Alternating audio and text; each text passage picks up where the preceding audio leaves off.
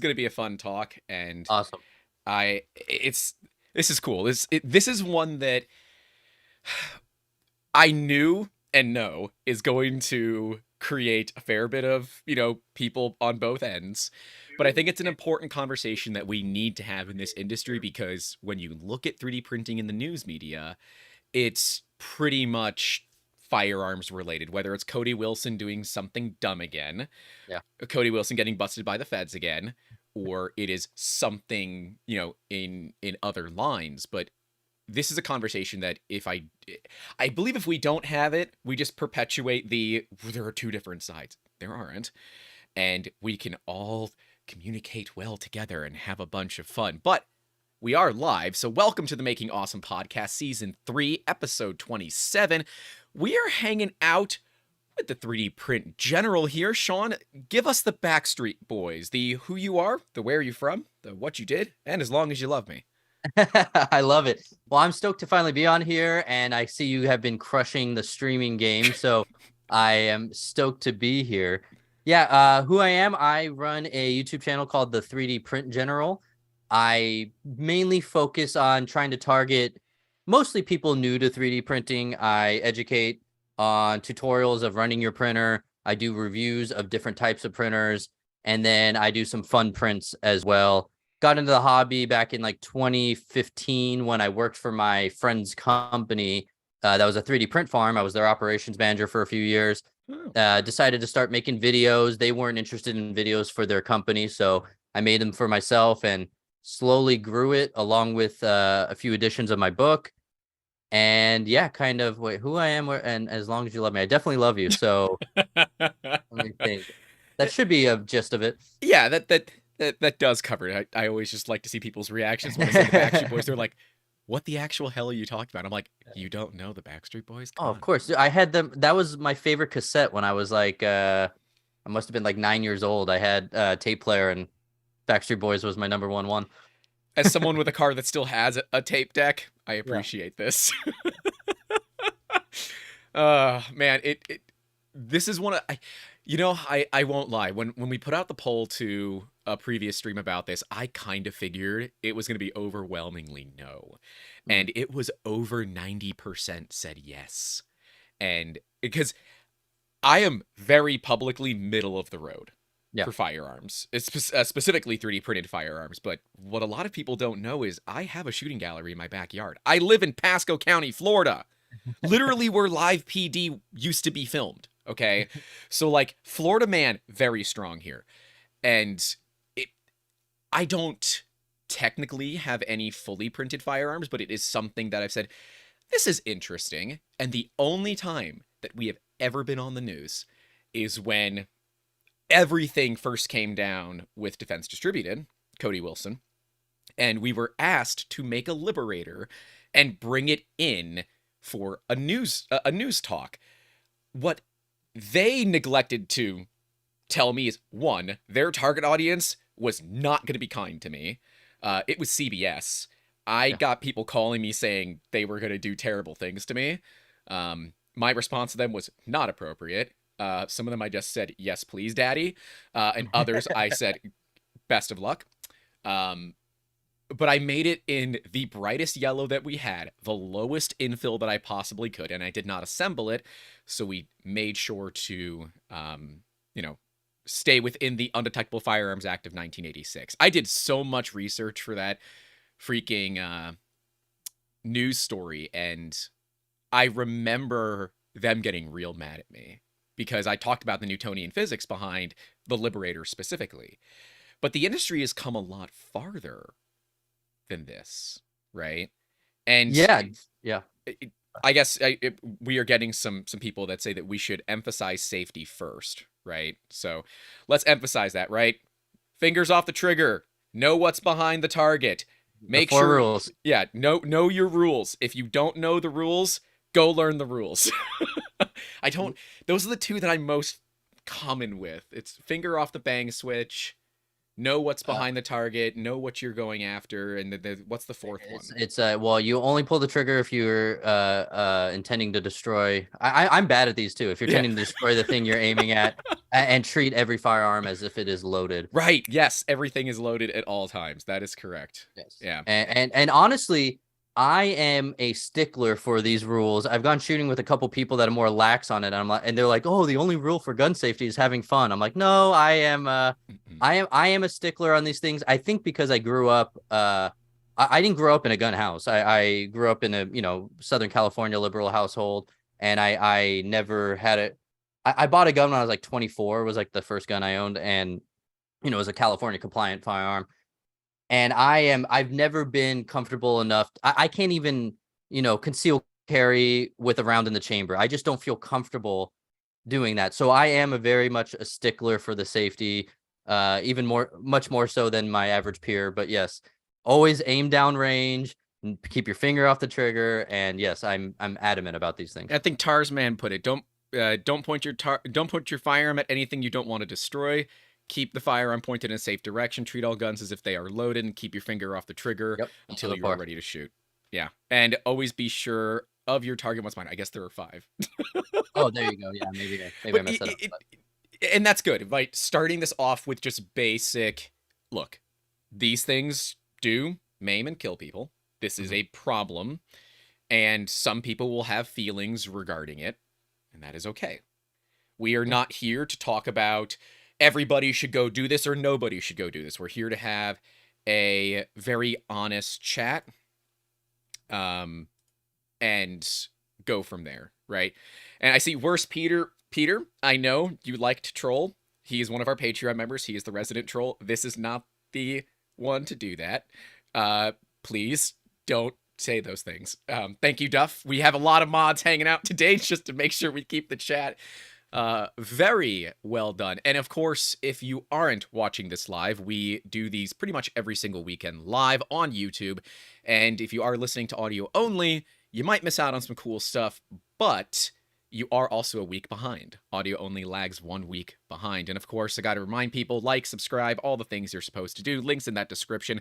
Go buy Sean's book. It is in the description. I do believe you are the first published author that we've had on the podcast, I think. Well, I will take that, but technically I'm self-published, so But that's still published, is it not?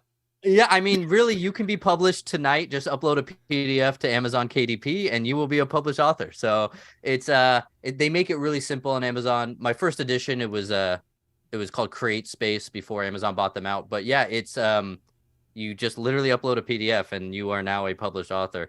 The thing is, though, I've watched a ton of videos from other authors, and basically they say publishing doesn't get you any benefit. They don't get you any marketing. They don't get you into bookstores. And they take a larger percentage of the cut. So self-publish is the way to go. Well, it's also cheaper. Yeah. It's way cheaper than having to go to a publication company that's going to have you do a minimum order quantity and all those fun things. But, oh, my brother is right. Our father would be a published author because he has his PhD. So that's much more accredited than me. Well, he comes on every Father's Day. Oh, nice. So we always do a Father's Day episode, and my mom has agreed this year to come on for Mother's Day.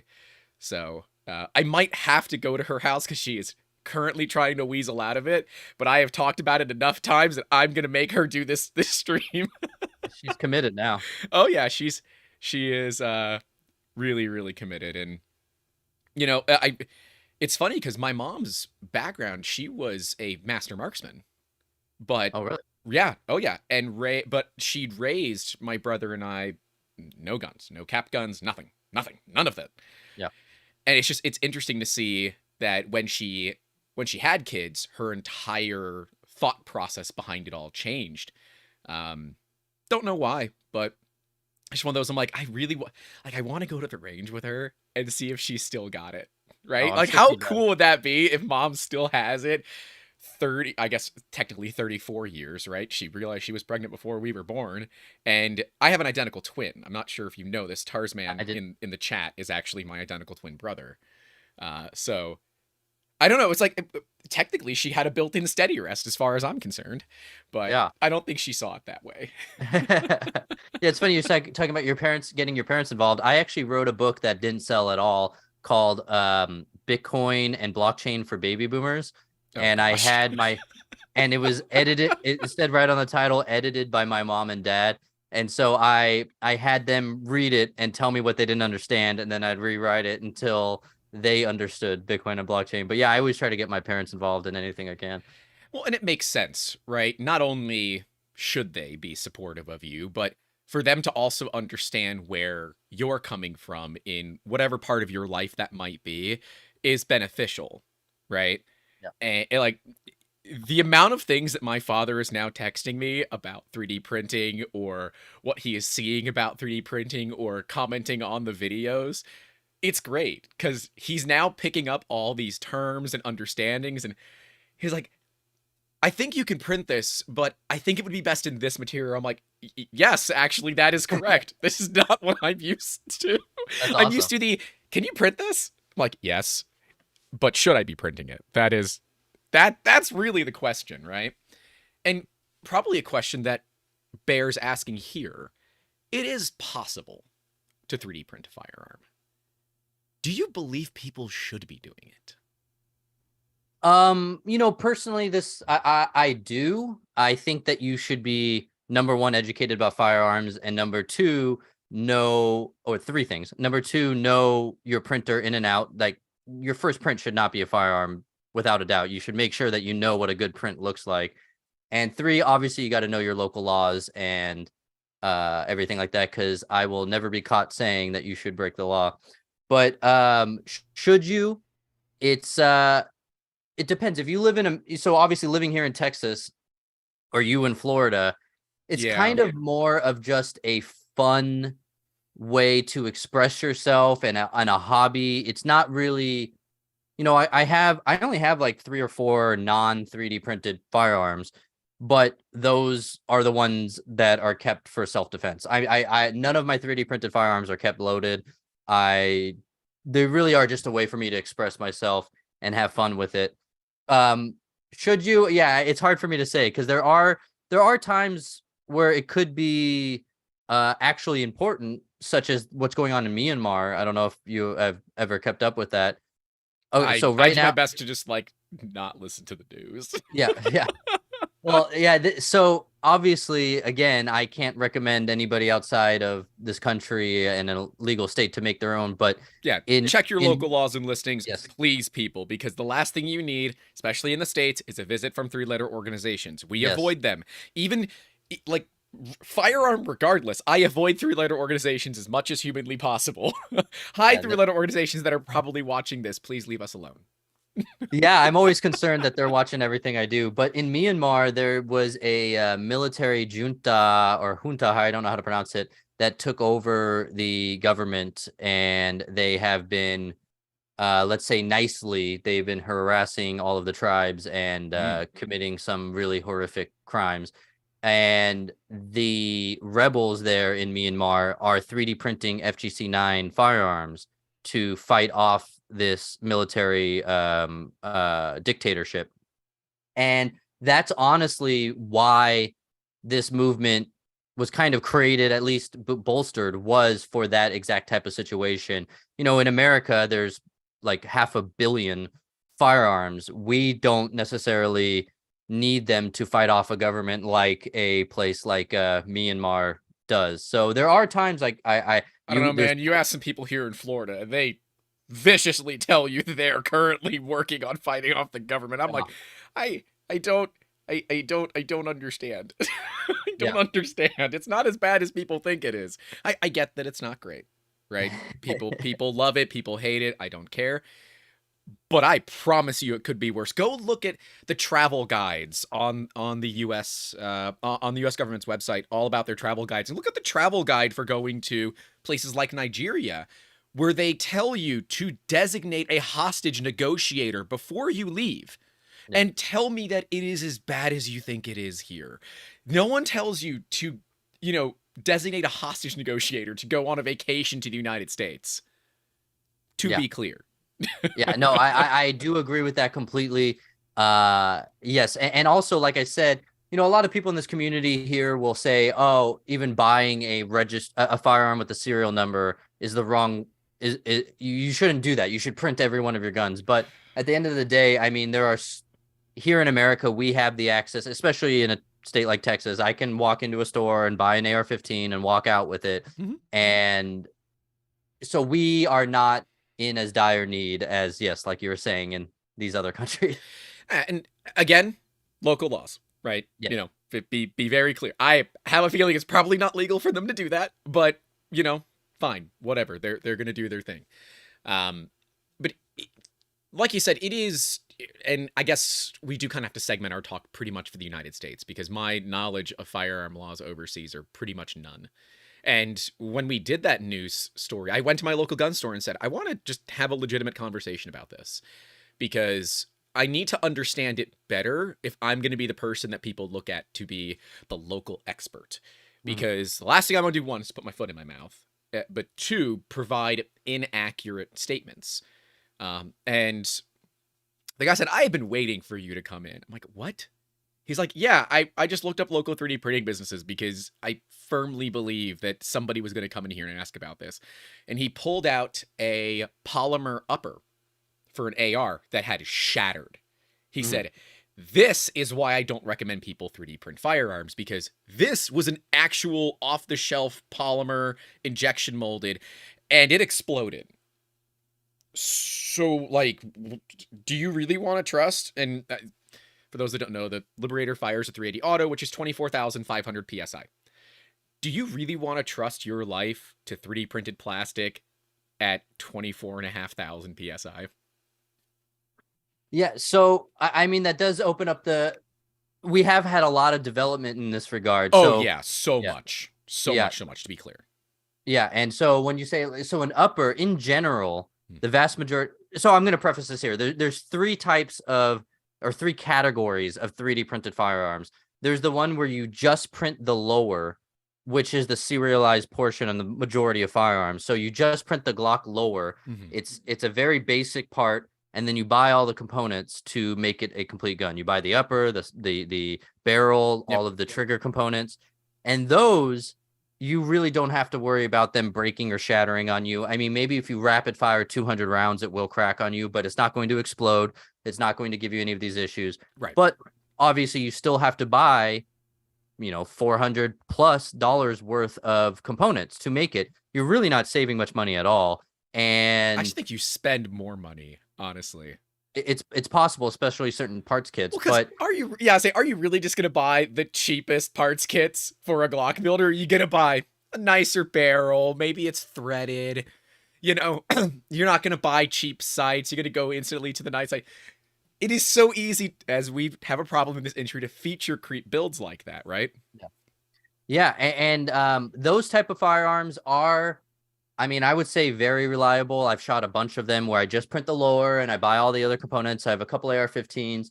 There have been improvements to making that more expansive. There's a guy named Hoffman Tactical who has designed an upper, a lower, the pistol grip, and the stock for an AR-15, and that actually works and runs. But you still need to buy the barrel and the fire control group and all that sort of stuff.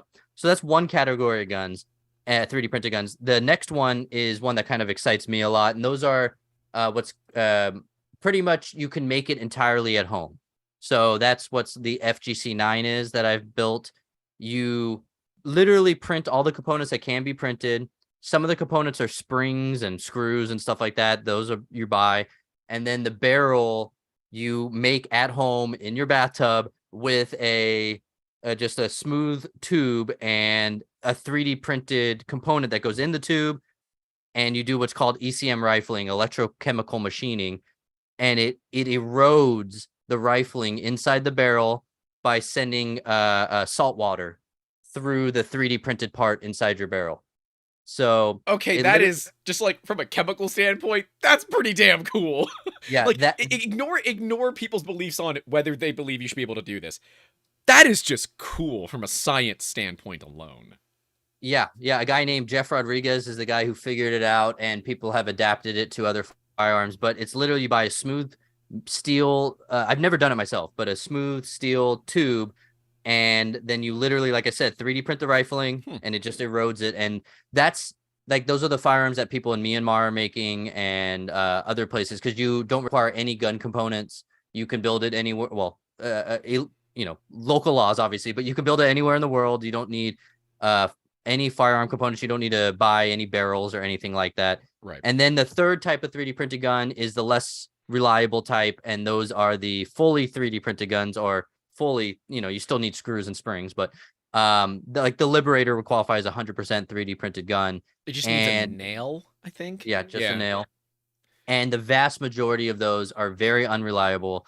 And not that you're going to hurt yourself shooting it, but you're lucky to get one shot before it breaks. There's one guy who's making a very unique version of a 3D printed gun that actually is reliable, but that's still in the works. Yeah, and as you talked about, right, if you do decide to feel the need to conceal carry, you are not carrying a 3D printed firearm. You're not using one of those to defend your life. It is the 3D printed firearm side of it is more. It feels like it's more of a hobby, right? Well, I guess for you, it's also a job at this point, right? Yeah, I mean, actually, the 3D printed gun side doesn't make me any money because I separated my channels, and I don't really get as many views or anything like that. I mean, at best, I make my money back from the ammo that I use to shoot at the range. So I don't Hey, necessarily. that's not getting much cheaper these days, all right? Oh no, yeah. I mean, one video is like $200 worth of ammo, and then I'm lucky if I make $200 back from that video. Well, if you have But an LLC, that's a tax write-off, though. that is true. But yeah, for me, it is definitely more of a hobby. It means more worldwide, but like I said, in Yeah, America, it's a hobby, and I always thought it was strange. I tried to approach this, I'm not as good as them, but I always approach it like Mythbusters, where Mythbusters had guns on all the time on their show. mm-hmm. They even made a gun that would shoot the shooter in the face because they bent the They bent barrel the like a barrel. cartoon. Yeah. Yeah. And nobody thought this shouldn't be allowed on TV, and it was just entertainment for science purposes and fun. And that's how I try to approach it, but obviously it still gets hit by YouTube censors and everything. So Yeah, someone had asked earlier regarding is it true that YouTube just nukes any, gun tuber video? And yeah, I don't even need you to answer that. I know the answer is yes, but I know it is. But you have firsthand experience with this where you received a strike, didn't you? oh yeah, I on my main, so I used to upload all of these videos on my main channel. That so if I shot a new gun or test a new gun out, I would upload on the 3D print general channel, Mm-hmm. and everything was fine. I mean, I would even get manual reviews and said this is not only allowed on YouTube but okay for advertisers. Right. So I would actually make ad revenue on these with manual review. And then just kind of, it seems, I think in like September of last year, they just started cracking down, and none of them broke YouTube's rules, but you could never speak to a human. It was just always, oh no, we say it broke. Some of them would say you're trying to sell guns, and it's like, I'm not trying to sell guns. And yeah, so I got hit with 3 videos in the matter of like a couple days. 2 of them were within like 10 minutes of each other. The And I worst. just made the call. I was afraid I was going to lose my channel any second. So I made the call to split the content up. I made a second channel called the 3D Pew General. It's just a fun channel that I just, Yeah. for whenever the heck I can have time, I make a video. And yeah, that channel actually got hit with a strike as well. So yeah, Jeez. they nothing breaks terms of service, but you can't argue with anybody. And what's funny is just because I had those videos on my old channel, no guns are on my current channel anymore, the 3D Print General. They won't send me my 100,000 YouTube subscriber award. They refuse to send it to me, and they won't give me a reason why. I committed wrong think like 6 months ago, so they they won't send it to me. But yeah, YouTube is coming after everybody in the gun sphere, not just 3D printed guns. I have noticed that it is something that has come up before, and we've worked with Demo Ranch in the past, not on a firearm related project, but on a project. So I obviously know some things from Matt Carricker and what is going on there, and yeah, that is how he feeds his family for the most part, other than the whole merch side of things. And when his videos get demonetized, all of a sudden he's got a whole team of people that still need to get paid. Yeah. And yeah, and literally, guys, that's why content creators do merch. They will write books, because at the end of the day, Sean, you and I were talking about this previously. We've had a video get 140,000 views in 48 hours. It's over 400,000 views right now. That video has an ad revenue under $200. Yeah, it is crazy. Like, I was It's just terrible. talking.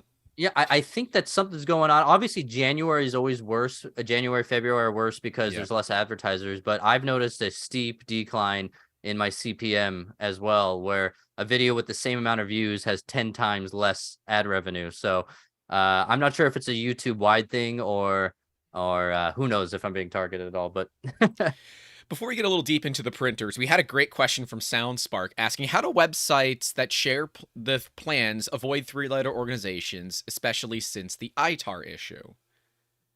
yeah, so well, ITAR is definitely a complicated one that has to do with selling firearms. Yep. I'm not educated enough. People know International Traffic and Arms Regulation. Yeah, we are ITAR compliant here as 3D Musketeers, so I am well aware of it. But the TLDR is, if it ends in stan, you probably can't do business with it. You shouldn't give things to it. And if it goes bang, shut up about it. Yeah, and so it was kind of like an illegal gray area for a while for the Liberator. Like, I remember it would pop up on Thingiverse for an hour, and then that was it. And then there was no place to really grab it. But it passed. In America, at least, it is 100% legal to share the files. Each location, like California, New York, you can't necessarily make the firearm, but the files themselves are constitutional protected speech. But when it comes, so in America, it's fine. They're trying to fight that, but essentially it is 100% legal in America to share files.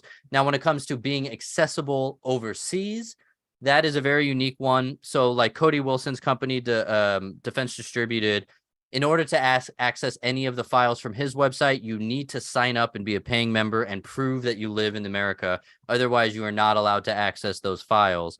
When it comes to the other files like Deterrence Dispensed or Aussie, the other communities who do designs, they use the website called Odyssey. Yep. To upload those files. And so it is a very weird gray area because technically anyone around the world can download those guns and it might be an ITAR violation, but the individual is not the one hosting it. It is Odyssey. So there's a weird gray area. There is. Is Odyssey ever going to get any sort of financial or legal issues against them? And the individuals who upload aren't actually uploading it. There's a whole process of somebody very anonymous is the person who's actually doing the uploading, so there's no legal repercussion against the designer. But it's normally segmented heavily, like 6 VPNs on top of each other, and I've always wondered the same thing, because like I remember when Cody Wilson was first served with the "you probably shouldn't do this" from the feds, and he said, "How about I just don't listen to you?" And you've actually interviewed Cody. And that was a really, really good interview. Anyone that wants to hear from, kind of the, can we call him the OG when it comes to 3D printing firearms? I think we can. If you want to hear from the OG, you did a phenomenal interview with him where he's in a library. And I still don't understand why he's in a library, but he's in a library. Yeah, he actually started his own library because it was something to do with it had to do with a legal court case he was involved in where they said you can only distribute these files if you're considered a library. So he bought the amount of books required to be called a library. And so now he is a library. Malicious compliance. How I love you so much. Yeah. And he's not just a controversial character amongst the general population. He's controversial in our own community. It is probably, if you asked everyone involved in this community, I would say at least half of them don't like him. And so he brought light on something that nobody really wants light on. Yeah. Knowing that it was going to get news media, knowing it was literally going to just turn into the biggest thing in the country at that time. and become the thing that is why we can't get insurance.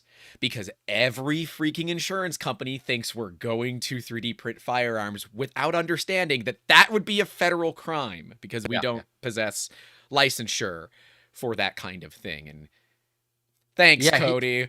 yeah. And the whole thing is, we've come so far from the Liberator. Nobody's printing the Liberator anymore, but Yeah, it's no.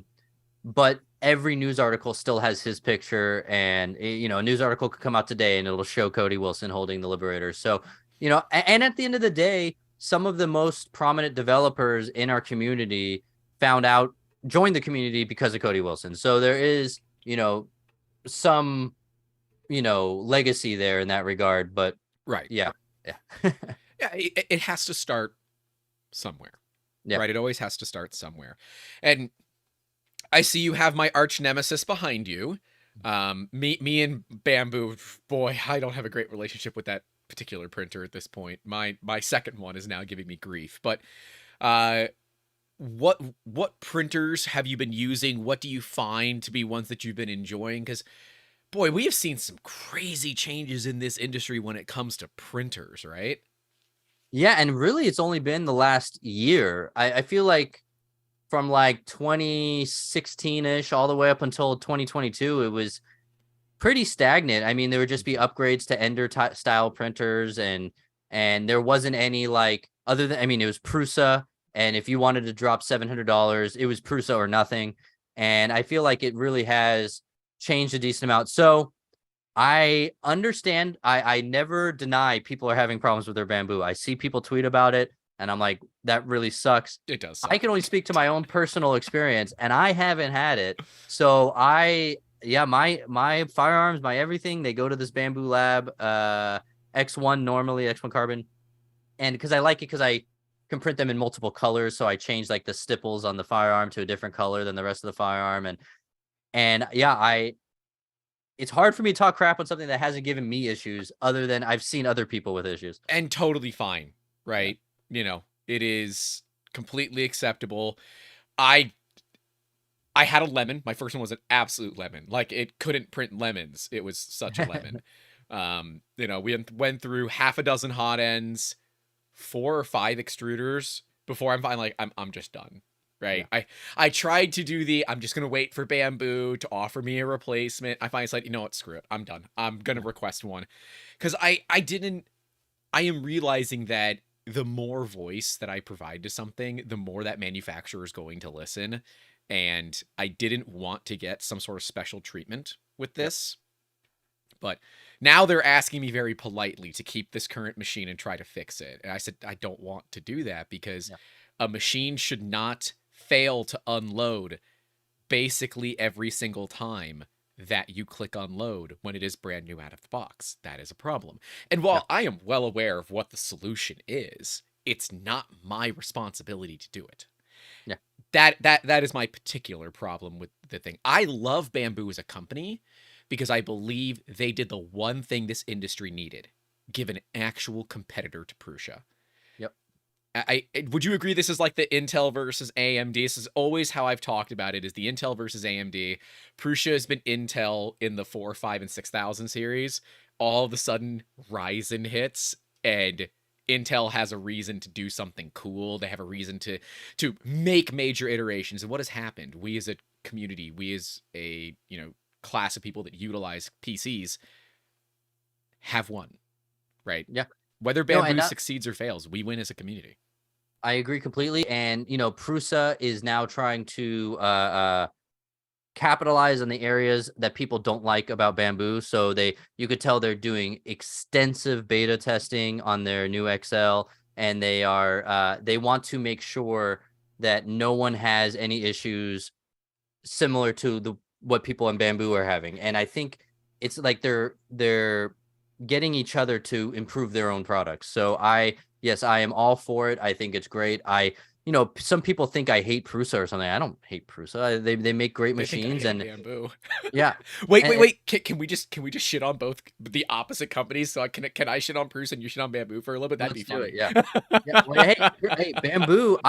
I ordered sticky sheets for my X1 Carbon 2 months ago, not as a influencer or anything. I didn't message my contact. I just bought it normally. I have yet to receive them. I've gone back and forth with them. It got lost in the mail or something. So yes, they seem to have some sort of customer support problems when you're just a generic customer. So there's my shitting on bamboo. Saving that. Yeah. No, and for me, it's yeah. You know what, Prusha? There really hasn't been a lot of changes to the Mark III platform, and she is a little old. I have 9 of them, and unless I can get one at they're coming to bottom of barrel prices. If I can get Mark III S's for 400 or less, I'll buy them. But Yeah. otherwise, I'm not buying them because there are a lot of printers that provide similar value, specifically the Sovol SV06, and what I presume will be the same with the SV06 Plus, where you're getting 85 to 90% of a Mark III for a third of the price. And Yep. you know what? You can't ignore that. And I love my SV06s. They're friggin' phenomenal. As long as you don't let them run out of filament, because they don't have run out sensors. And when they run out of filament, the little bit of filament at the end gets sucked into the planetary gearbox, and you have to completely disassemble the Oh, planetary gear. It's not that difficult, but it's like just a little frustrating because I'm used to just like, there's probably 100 grams on that. Let's send it. And if it runs out of filament, I'll take care of it when it runs out. No, no, no, no, no. yeah, I Don't get think those it's good options. for all of them.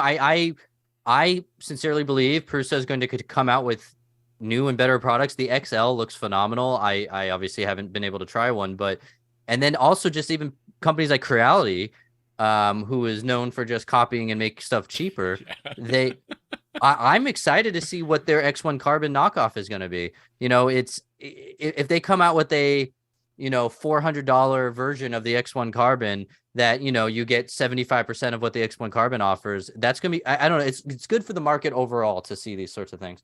Part of me likes the price of the X1 Carbon where it is, and I firmly believe they're losing money on these. I don't think they're making money, but they're making a hell of a wave. Speaking of wave, Odalock 802 is asking with the $5 super chat. Thank you. Sean, if you had to pick one to kiss, who would it be? YZY or Snow?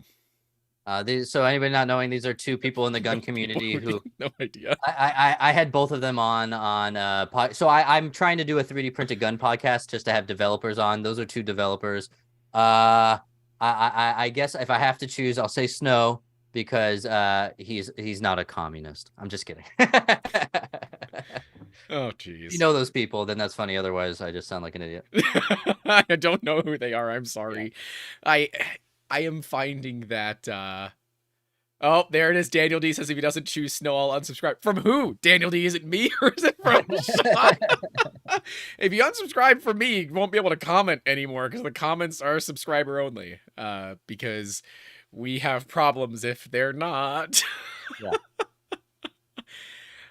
And the chat was talking about the 3D printing, the people taking advantage of the gun buyback programs with the 3D printed guns. You mad lads are brilliant, and I am upset that I did not think about this because you can bet your sweet ass I would have taken advantage of that. That is easy free money. Obviously, they have now patched that loophole.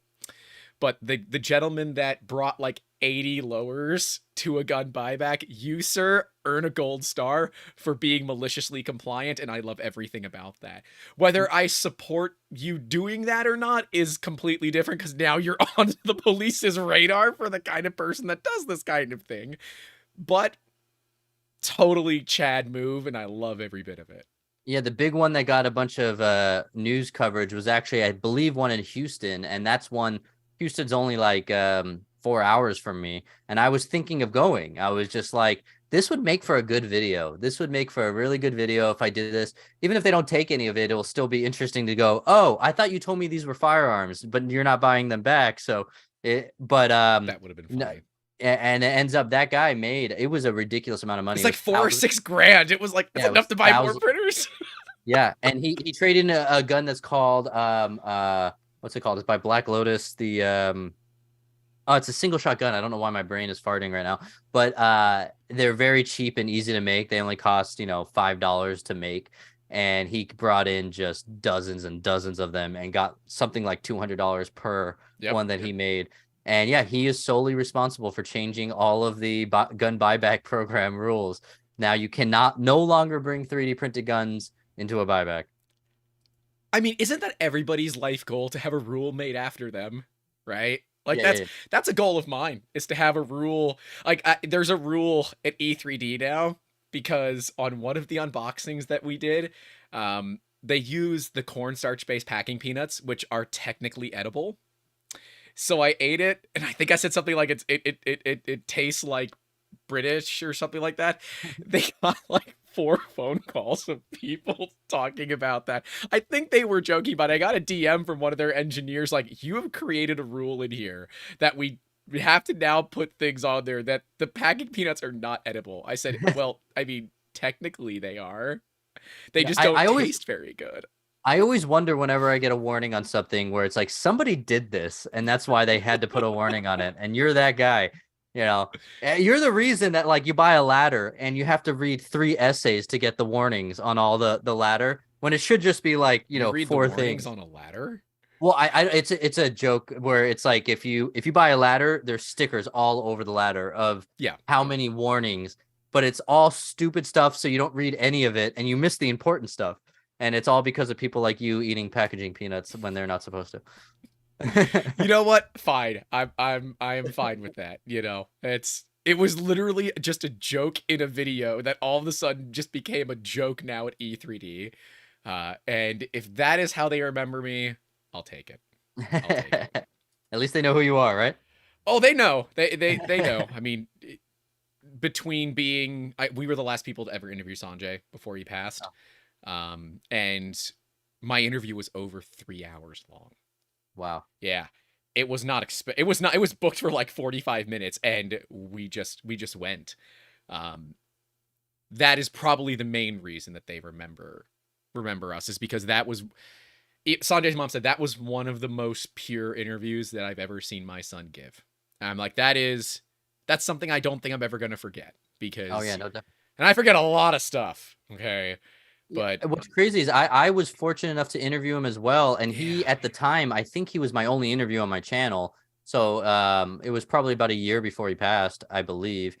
And yeah, just shocking how good of a guy that was, good of the guy he was. And he made a really good point to me. I don't even remember if it was on the stream or not, but we talked about 3D printed guns. It might have been before the stream. And he even said, like, that's one of the most practical uses of FDM 3D printing I've seen. And, where it's literally like, here is a functional thing that you can use, and it was made by a 3D printer.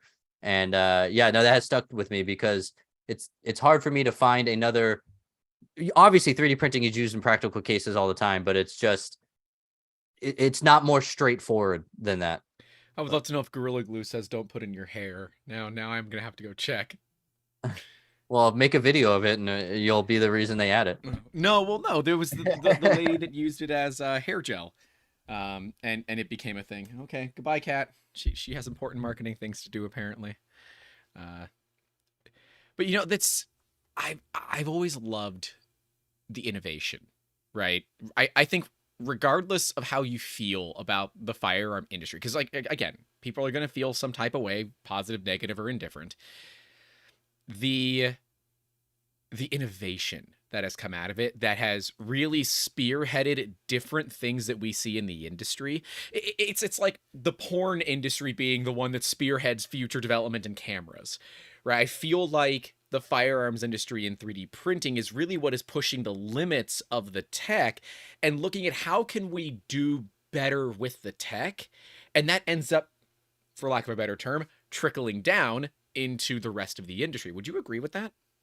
Yeah, 100%. And it's funny that I think the porn industry does more than just it revolutionizes a lot of industries because of and it's the same thing with even like movies are very on the forefront. Like Avatar was, on the forefront of the different technologies, and then that trickles down into a bunch of other sectors that can now utilize the technology that Avatar spent $100 million figuring out.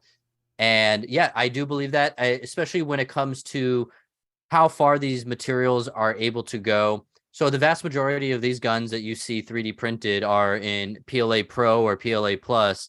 And I have a feeling the majority of people who are into 3D printing but not into 3D printed guns would be surprised to know that it's made with basically the second cheapest and second easiest material to print with on the market. And it's based around understanding the different properties of what you require in your firearm. So you need it to be, kind of high tensile, Right. not a ton of bending, but also be able to withstand impact. And that's kind of right where PLA Pro, PLA Plus works perfectly in. And then when it comes to print orientation, they these guys, every single gun you see released has been beta tested dozens of times, even hundreds of times before it's released to the public. And they figure out the exact proper print orientation. If you print it this direction versus this direction, you'll have weaknesses on the layer lines. And it really does, even if it doesn't spark new inventions or something like that, it may inspire somebody who thought their project was impossible to be 3D printed to realize, oh no, if I use this material and orient the print in this direction, I actually might be able to 3D print my project. If it can withstand these firearms, then it could probably withstand my use case. It is funny because a lot of people come to us that want to do cosplay stuff, and they're like, I've seen the PLA can be used for firearms. Should we do it for cosplay? No, because you're not going to leave your firearm in the open in a hot car in Florida. You will, however, do that with your cosplay, and that will cause it to melt. Well, start to bubble and start to have a lot of problems as PLA starts to get soft at 140.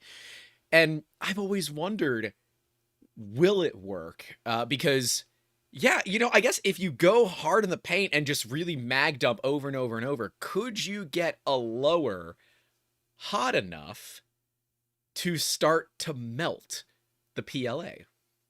Yeah, I don't think it would melt. So when we say like 140, it starts to deform. Mhm. It's actually probably a decent amount lower than that Oh, if yeah. it's under spring pressure. And I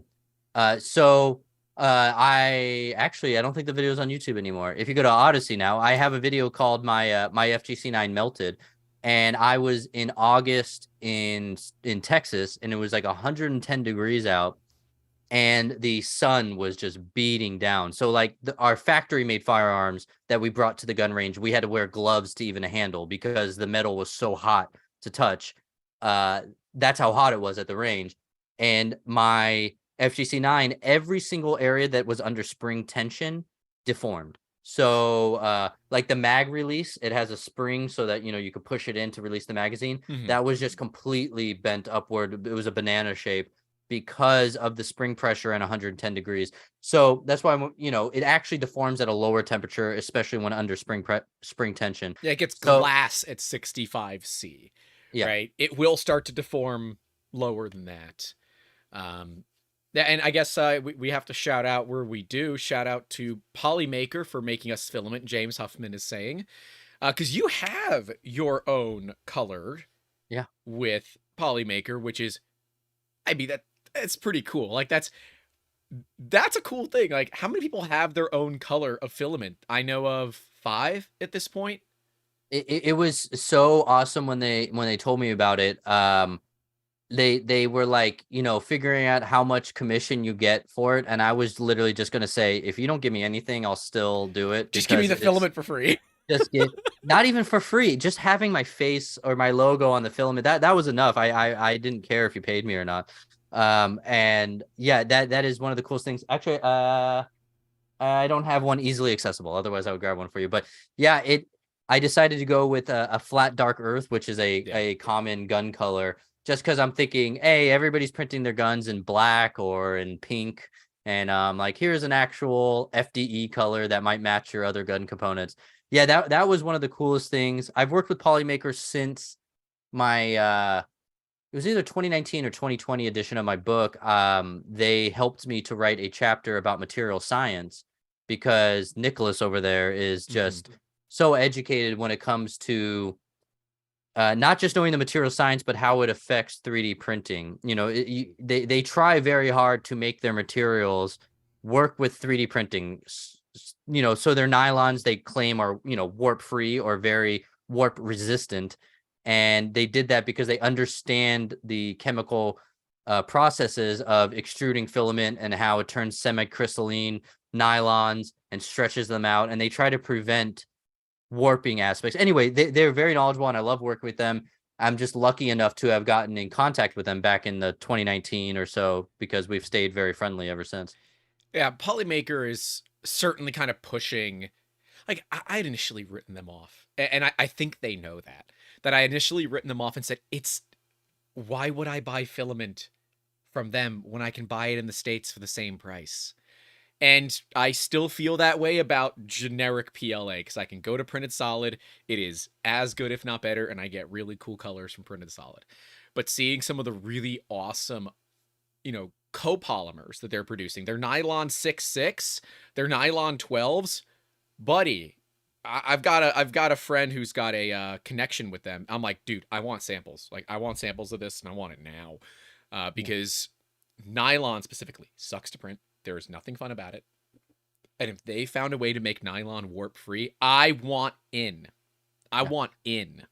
And it's really true. I mean, so I printed both their nylon 6 carbon fiber and their nylon 12 carbon fiber, and both are, I mean, flawless. I don't know if so they have CoPA also, which is I think a straight nylon. Yeah. And that same thing, no warping. It does have issues with overhangs, but they it's nylon.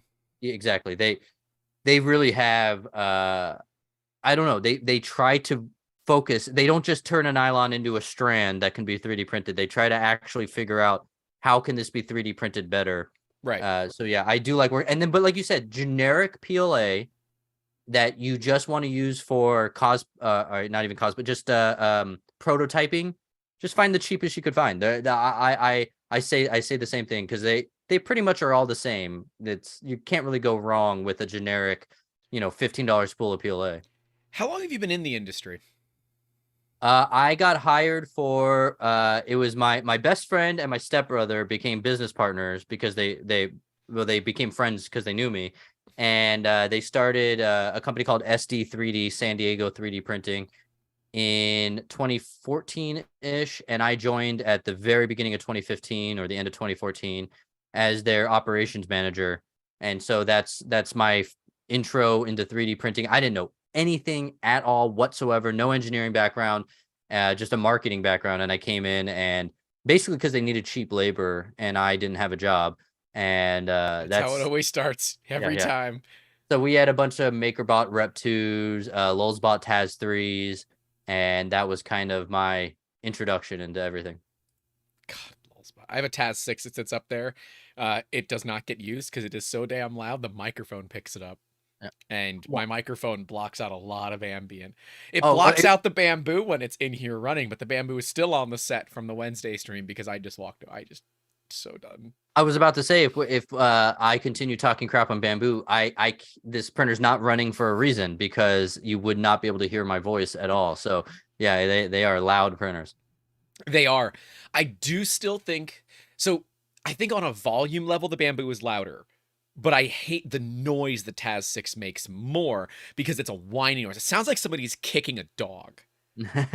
Because that's what I guess. Like, who is abusing a dog in your background? I'm like, I have a cat. Yeah. I have a cat. I know better than to have a dog. I like firearms. Oh, man. No, that one hits. I got a dog, but yes, that was a good joke. Yeah, it's a good joke. People that understand it. If they don't understand it, they're like, what the hell's this guy talking about? Don't worry about it. Don't research it. Please don't.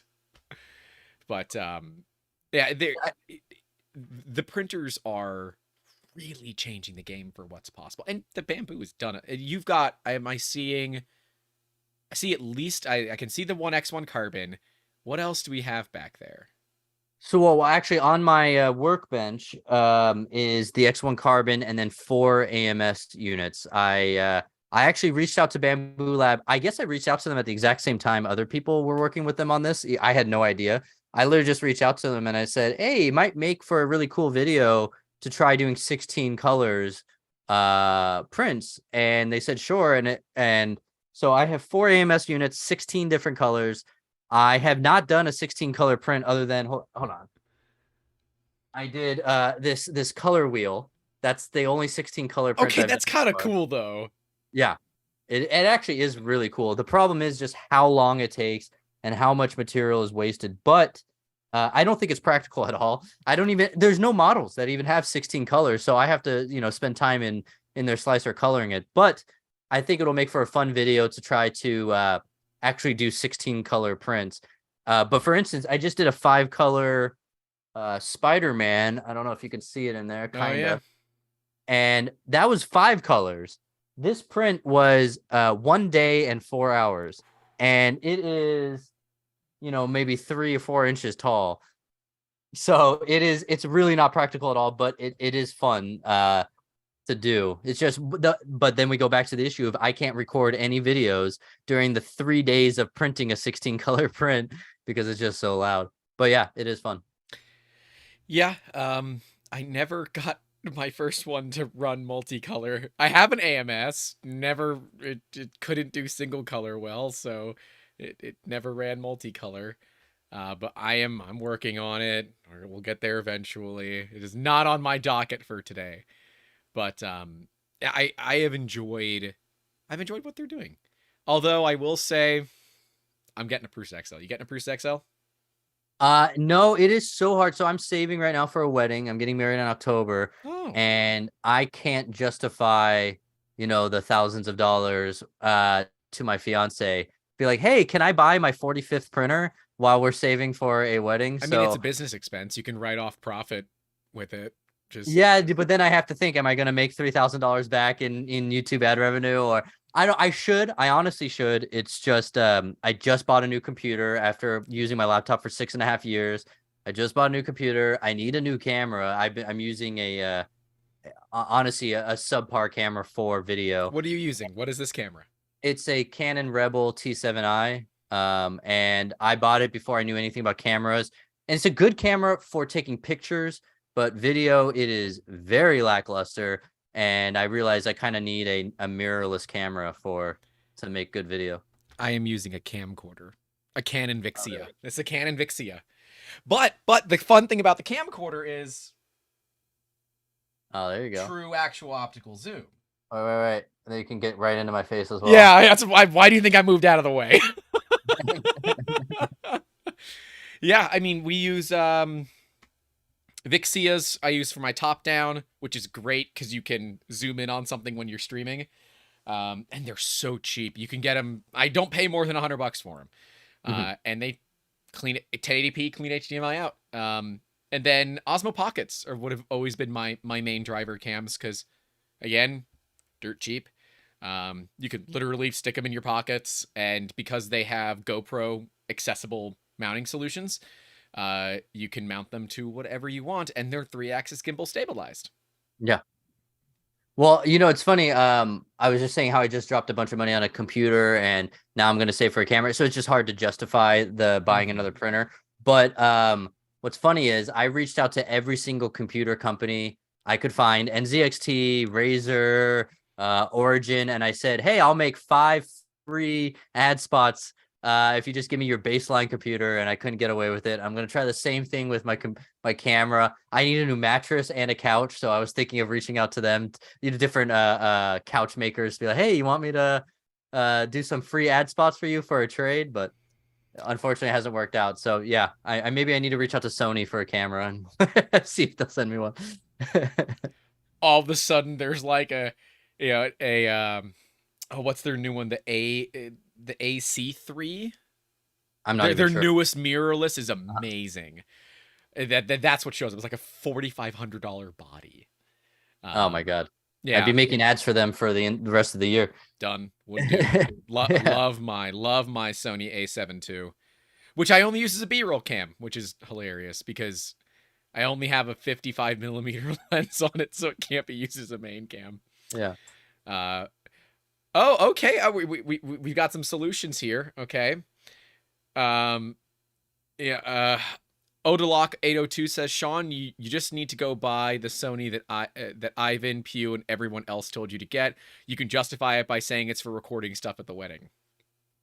Yeah. No, I do. I know exactly what he's talking about. It's just it's so weird. Like I'm so cheap with my own stuff. Like if we need something at the house, I buy it without thinking. But then when it's for my work, I'm instantly just like, $200. Can Like, I get sure. away with what I'm using in a like friggin' Joel Telling's talking about Topaz AI. Now I'm looking up Topaz AI as a solution because my camera's only 1080p. So if I can upscale to 4K or even 6K, that will allow us to do things like punch in a little bit deeper without getting grainy artifacting and that kind of stuff. Yeah, would absolutely do it. Well, I mean, I used Premiere Pro 2015 all the way up until the end of 2021. I refused to. It's so weird. It's like, this is my job. I should drop $50 a month and get the program that will save. Like, I was exporting a 10-minute video in 2021, and it took like 3 hours of me not being able to use my computer at Yep. all while it exported. And then I finally decide, all right, I'll buy normal Premiere Pro. That same video took 5 minutes, and I was just like, oh, why do I keep cheaping out on the things that would actually make my workflow better? But yeah, I need to get that camera that Pew and everybody talks about.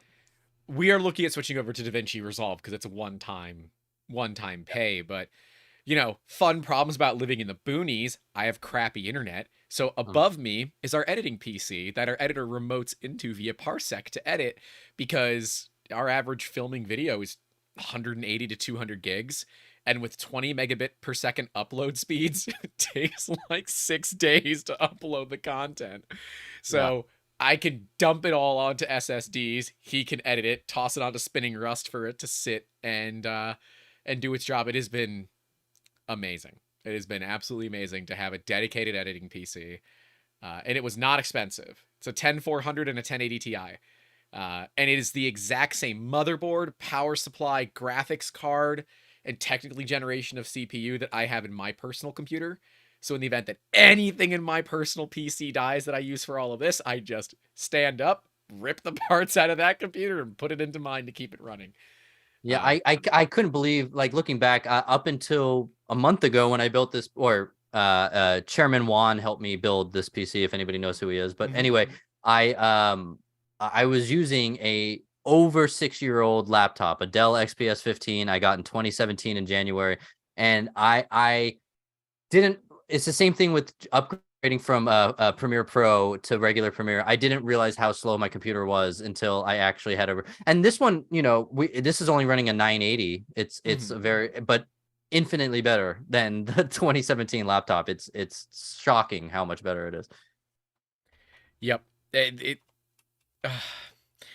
For the first year and a half of content creation, I was running a 4770K and a 770. I said, I'm so done. And 1080 Ti's were nice and cheap then, $200, bought one.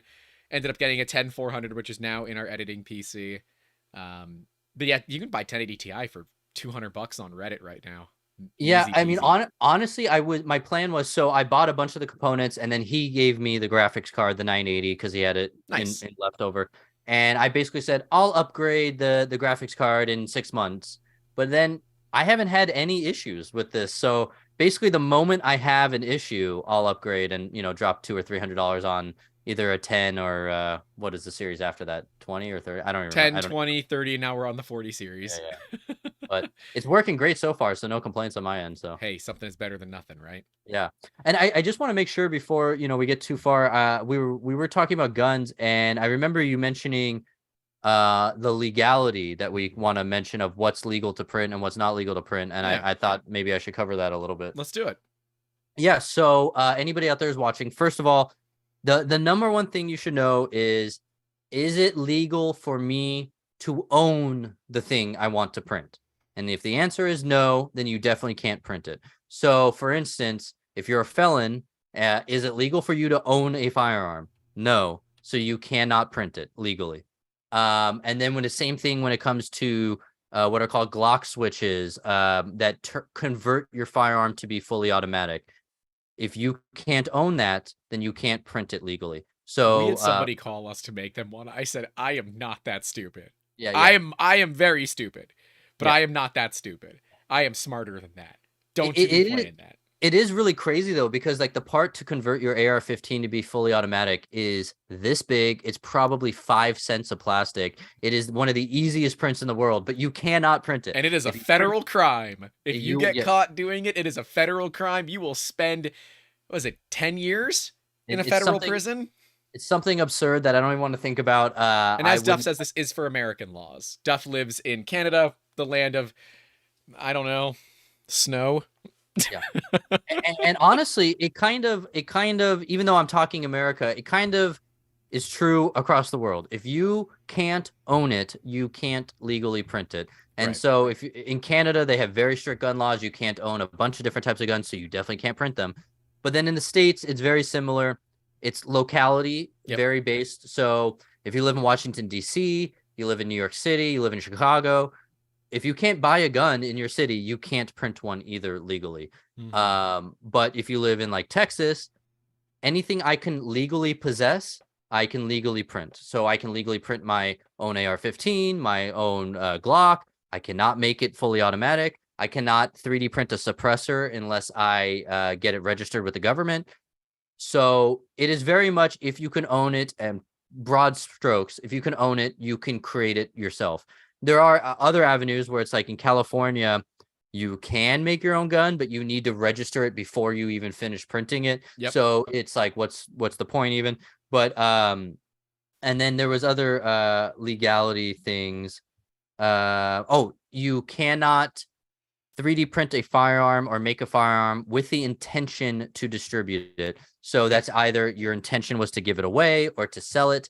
You cannot do that. It's a weird gray area, because if you make a gun and you didn't intend to give it away, but then you do give it away, it is, I think, technically legal, but that is a court case I don't want to face. We are So not lawyers. This is not yeah. legal advice. Don't listen to us for that kind of stuff. But, don't be an idiot. It's pretty Yeah. much the So best way to do it. I just want to make sure that was clear, because a lot of people, they'll see like if you're not up to date on on firearm laws, you might see a suppressor and be like, oh, it'd be cool to print that. Just know possession of a suppressor, 3D printed or not, requires it to be registered with the government. And then same with turning it into fully auto or anything like that. And then even just the weird things like having a stock on a gun that has a barrel that's shorter than 16 inches. That's true regardless of if you 3D print a gun or not. That's not allowed. So yeah, that I just wanted to make sure we cover that, because I know we mentioned it before, and I want to make sure nobody's breaking the law unintentionally here. Right. And mistakes can happen, but guess what? They don't care. Yeah. They don't care about your mistake. They don't care if you didn't know any better. You need to do your research. Yes, everyone's going crazy in the chat about the cat. Yes, she is now sitting in my lap because she needs constant attention. This cat. I was gone most of the day yesterday. I was invited, what I thought a month away, but what I learned to be 4 hours away, to a launch party for a video game, Ghost of Tabor, which, being there, was really interesting. I met a manufacturer of body armor that had represented some Terran Tactical there, and it's actually pretty good. I'm hoping to work with them to scan components, because you can build your own firearms. They go through a whole thing about reloading. I'm like, okay, this is like perfect prep work for me for tomorrow, which would be today. But I didn't get home until almost 4 a.m. Oh no. But that's fine. It was a good deal of fun, and it was interesting to see what they're doing with video games now, because they are discussing putting in a 3D printer to basically allow you to produce your own stuff. And I went up to him and said, I might be a little hesitant about this. Not because I don't think you should, but I think you should be very careful about what you allow people to make. Because if you give them the idea that they can do this, and they're in a place where it is not legal, there's some potential exposure that you guys have here that I don't want you all to come into. Yeah, no, I think you just have a new Fallout and you could 3D print nukes. That's the the real way to go. Yeah, one of the guys in this community, I don't know if he still has it, his Jeff Rod, the guy who created the ECM rifling, his profile picture is or was 3D printed nukes. That was like his He doesn't stop at guns. He goes all the way to nukes. Of course, because why not? And yes, Red/Ace was actually a person that invited me out, Peter Sassaman. He said, thank you so much for coming, Grant. It was a ton of fun. It was fun. Mike Jones says illegal activity is bad, so is censorship. It is. Yep. And unfortunately, we live in a day and age where private companies can do whatever they want. And YouTube, while not technically a private company because they are owned by Google, which is a publicly traded company, they are legally bound to do what is best fiduciarily, what Mhm. is best to make their stockholders money, right? Yeah, And if and what's that a is censoring guns, it is what it is, right? They have to choose the lesser of two evils. Yeah, and what honestly upsets me more than anything with the YouTube is not that they're censoring. It's more not being clear on their rules and then Right. penalizing people who were within their boundary 3 years ago, but now are no longer. There's no sort of grandfathering in. There's no Right. sort of, I mean, just maybe just shoot me an email like, hey, this video now goes against our guidelines. It wasn't before you uploaded it. So can you please remove it within the next 30 days or we'll give you a strike? Like even that, I would be against it, Because, but like, I wouldn't be upset. a 2-year-old video Yeah. is not making but pennies. So who cares, right? And it's also I penalizing me for doing something that was within your guidelines, but now you change your guidelines. It just seems so like one of the videos I got a strike for was just an interview with Control Pew. It had 750,000 views. It was 2.5 years old, and they gave me a strike for it. And I was just like, if you had just told me, hey, we're going to give you a strike if you don't remove this video within the next 48 hours, I would have removed it. Would have been gone But in 20 minutes. yeah. So I that's the thing that upsets me the most is just you change your rules on the fly and you give us no leeway for the fact you just changed your rules. So Right. but I do understand private company. If this is what makes you more advertiser money, then I can't say you're wrong to do it. I just I don't know. Apply your rules equally. Mm-hmm. Yeah, that would be nice. But they don't do that. Also, for Chris Catlett and my brother, I am still dropping packets. We have a massive issue with dropping packets, and I'm watching the packets drop. So if you guys are experiencing some buffering on the stream, I apologize. This is also the other problem of living out in the boonies. My internet sucks. Are you on Starlink? No, Oh, okay. no, no. Starlink wouldn't give me the speeds that we need, unfortunately. But we are looking at it as a failover. But I don't want to pay $150 a month for a failover. Is that what it costs? I didn't even know. Yeah, yeah. And Yeah, it's when like 10 up and 10 down if you were lucky. Living in Florida, I pretty much always will have a connection with it. But yeah, $150 a month for a failover's rough. Well, when I first moved where I am now, I'm not boonies, but 25 minutes from a supermarket sort of thing. Mm-hmm. And when we first moved here, I called a internet provider company, and they're like, nobody by you provides internet. You need a dish. So I dropped like $500 on the dish. It was like $200 a month for the worst internet possible. Then I finally made friends with my neighbors, and I talked to them, and they're like, oh no, you could just use this company, just normal internet. I had no idea it existed. And yeah, now I'm back down to, I think it's 50 or $60 a month and just normal high speed internet. I wasted like 6 months of dropping ridiculous amounts of money on this dish. Yeah, our option is Spectrum, which is not sequential. So we have 500 down, but only 20 up. Mm. Yeah. And we are the last location on the line. So we get the most interference and all that. I've had now 3 techs come out this year, and none of them solve the problem. So it's always fun. It's always fun. But anyways, back on subject. Kasat Mendinga is asking, how many rounds have you been able to make? How many rounds has Sean been able to make a printed mag last? Oh, okay. How many rounds can a printed mag go for? Oh, printed mag, actually. So probably a lot more than you would think. So I 3D printed a magazine in the PLA Pro, and that is very susceptible to high heat. So it'll probably malfunction under 110 degrees Fahrenheit temperature, because it has so much pressure on the lip that, I mean, even factory made magazines can bend outward a little bit because Right. there's so much spring pressure, especially a fully loaded magazine with all the spring pushing up on it. It'll bend the lips and then not be usable. But if you print it, so I have above me, like I mentioned to you before stream, I can't bring anything on stream. Yep. But I have a 3D printed Glock magazine that works on the FGC9 and other guns that take Glock magazines. And I've put over 200 rounds through it, no problem. That was printed in the PA12 carbon fiber nylon by Polymaker. And that has a heat resistance of like 30 Celsius degrees more than PLA. And honestly, you should be able to run it.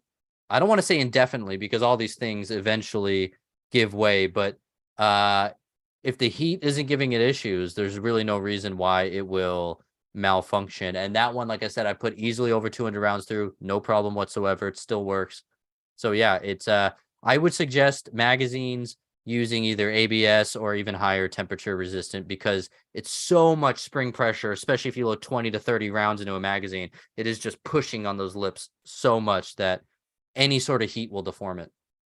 So I guess what you're telling me is I should invest money into a titanium 3D printer and just make magazines out of TI-64 titanium, because obviously that's a better move financially to spend $500,000 on a cheap metal 3D printer, couple $100 a kilo for titanium powder, and let's not talk about the argon gas needed or any of the other ancillary materials, but that is the way to do it because 3D printing, right? Yeah, 100%. I agree completely. Okay, good. As long as we're in agreement there, let me know when I can pick it up. Yeah, I got it. I'll start after our interview. Thanks. Yeah, printed magazine. Oh, it's the person that someone's calling me, and it's the person that I said, hey, I'm streaming between 1 and 3. Don't call me. It is 2:15, and they are calling my phone. Oh, well, that'll make for a fun call. People. I'm not picking it up. Dio Media says SLM for mags. Yeah, y'all people with SLM at your fingertips, I am jealous. I am very jealous. Yes, it is true. I am jealous. So let's talk about practicality for a minute. Because while it is possible, is it practical? To make your own firearms? Yeah. Yeah, I mean, every single firearm except for one that I recently made, I have tested at the range, and they all function fine. I mean, every so often you get like a failure to feed or something like that, but nothing dangerous. As long as you follow the README, the guide, you never go outside. Don't print a 10% infill gun. You're probably going to have a bad. You're saying I need to read instructions? Yeah, that's the number one thing in our community is you read instructions. And I knew I didn't like this community for a reason. Yeah, I mean, it is very practical. Like I was mentioning with the Sanjay interview, it's a very practical use of a 3D printer. If you're against this sort of thing, then obviously it's not for you. But like, it is very cool to be able to make something so personalized to you in the colors you want it to be in, fit and finish the exact way you want, and it works. And it works, honestly, you'll be able to people put over 1,000 rounds through their guns as long as you're not rapid firing. If you take the gun and just rapid fire, drop the mag, drop another one, you'll probably get failure within a few hundred rounds if you just drop a mag, put a new one in from the heat. But practical, it's a weird thing to say because like I was mentioning, my self-defense, the gun that I have in my nightstand is not 3D printed. Now, could it be? Yes. I mean, sure. But if I have my choice, if I'm trusting my life to something, then I'm going to want it to be factory made. So when you say practical in that sense, it's hard for me to say one way or the other. But like I was mentioning, somebody like in Myanmar, they don't have access to AR-15s or components for AR-15s. That's extremely practical for them. For me, my FGC9 gave me a lot of feeding issues that took me a lot of reiterations to get it to actually function properly. If I have to go to war, am I going to take my FGC9? No, but if that's your only gun you have access to and you're getting invaded, then, it's better than nothing. You got to work with what you got. Yeah. Yeah. As Duff says, shots fired. All right. So when we look at apparently save the printed guns for shower guns, Daniel D. Yeah. Everybody's got a shower gun. I don't have a shower gun yet. Dude, I don't. Yeah. That's how they get rusty. Okay. Like, gosh. Well, I've always had, I think it's just watching scary movies from being a little kid, but whenever you're in the shower and you got to wash your face off and your eyes are closed, you're like, oh, I'm the most vulnerable I've ever been in my life right now. And it would be nice just to have a little gun right at my fingertips if I need it. Why are you gonna end up making a printed mount for a Derringer that's suction cups so you can put it in your shower? Why wouldn't you? Is the real question. Oh gosh. All right, so where do we draw the line for just because you can doesn't mean you should? I don't know. I kind of fall in the camp of if you can, you might as well do it. But just because you can doesn't mean you should. Huh. Other than the legality thing, like just because you can do it, it's illegal, so don't. Yeah. This has always been like, and again, this is my stance, right? I said that this is the podcast where I make my actual like public stance on all of this.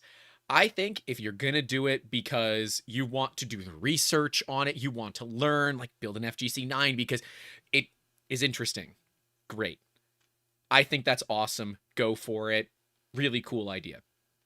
If you are doing it to avoid serial numbers, at some point, honestly, you're doing way more work.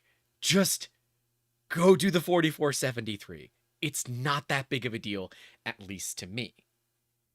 Yeah, there is obviously this is I always try to avoid philosophy and politics and my sort of stuff because I just know so many people disagree and I'm not trying to make enemies, but there is a philosophy behind I not asking permission. It's whether or not it is something you agree with or not is a different story, but there's a philosophy behind I don't want to ask permission for my own self-defense tool. And that's kind of what the serial number is give me permission to and then keep me on record in your books or wherever you keep it. I want to do it without anyone else knowing. I just want a self-defense tool that is completely off the books from anyone. So let's say in 50 years, the government starts going door to door, rounding up guns. They don't know I have one. There is a philosophy behind that I understand. Personally, I'm more in it for the hobby side of things. And then also, which I appreciate. Yeah, I also am in it for the, I'm most excited about stuff like the FGC9 because it uses no gun parts. It's so cool of an engineering feat to me that you can make a gun with 0 gun parts. It is objectively cool. Like, political opinions out the door. It is kind of cool. Yeah. That's why I thought when I got into this, when I first did that interview with Control Pew I mentioned, and then I went to I didn't think it would be as controversial as it actually was, just because I grew up on Mythbusters, like I mentioned earlier. Oh, who didn't though, right? Yeah. Like, I don't care if you were in your 30s when Mythbusters came out. You still grew up on Mythbusters. Yeah, and I feel like nobody was upset that they used guns in their episodes. Like, honestly, like 25% of their episodes had guns, and then another 25% had explosives, and they did such a good job, though. Yeah. They really... And I think that was one of the impetus that we saw in this community of they used it. Like the one where they were firing bullets in the air, right? Yeah. Like the amount of safety that they took into account that I still don't know if that was enough was really cool, but they went to the science of it. Yeah. And I would love to see more channels around this go to the science of it. This is why it works. This is why we can do this. Like printing a Glock lower. This is why it works. But most Glock lowers are polymer. People are like, well, why would you make it out of plastic? Because they're already made of plastic. They're already made of plastic. It's generally a nylon, from what I'm aware, the off-the-shelf ones. But yeah, it's a weird. I remember looking it up one day. I think it's like a glass-filled nylon, if I'm not mistaken. But yeah, it's glass or carbon or 11 herbs and spices thrown in there too while they're at it. Yeah, I feel like I'm drawing a blank of what I was about to say, but yeah, that's what I was gonna say. So anybody who's watching who doesn't know of him, there's a guy named Hoffman Tactical who designs a lot of AR-15 designs. I think he looks at stuff as a very scientific way. I call him the CNC kitchen of the 3D printed gun world. He has his own tensile. He has his own tensile testing, strength testing. He has his own. He tries to figure out the science behind making this work functionally. So, you know, he'll do reiterations of his designs all the time. Every material he's tried, basically every type of nylon and carbon filled nylon, and done strength tests on them right off the printer.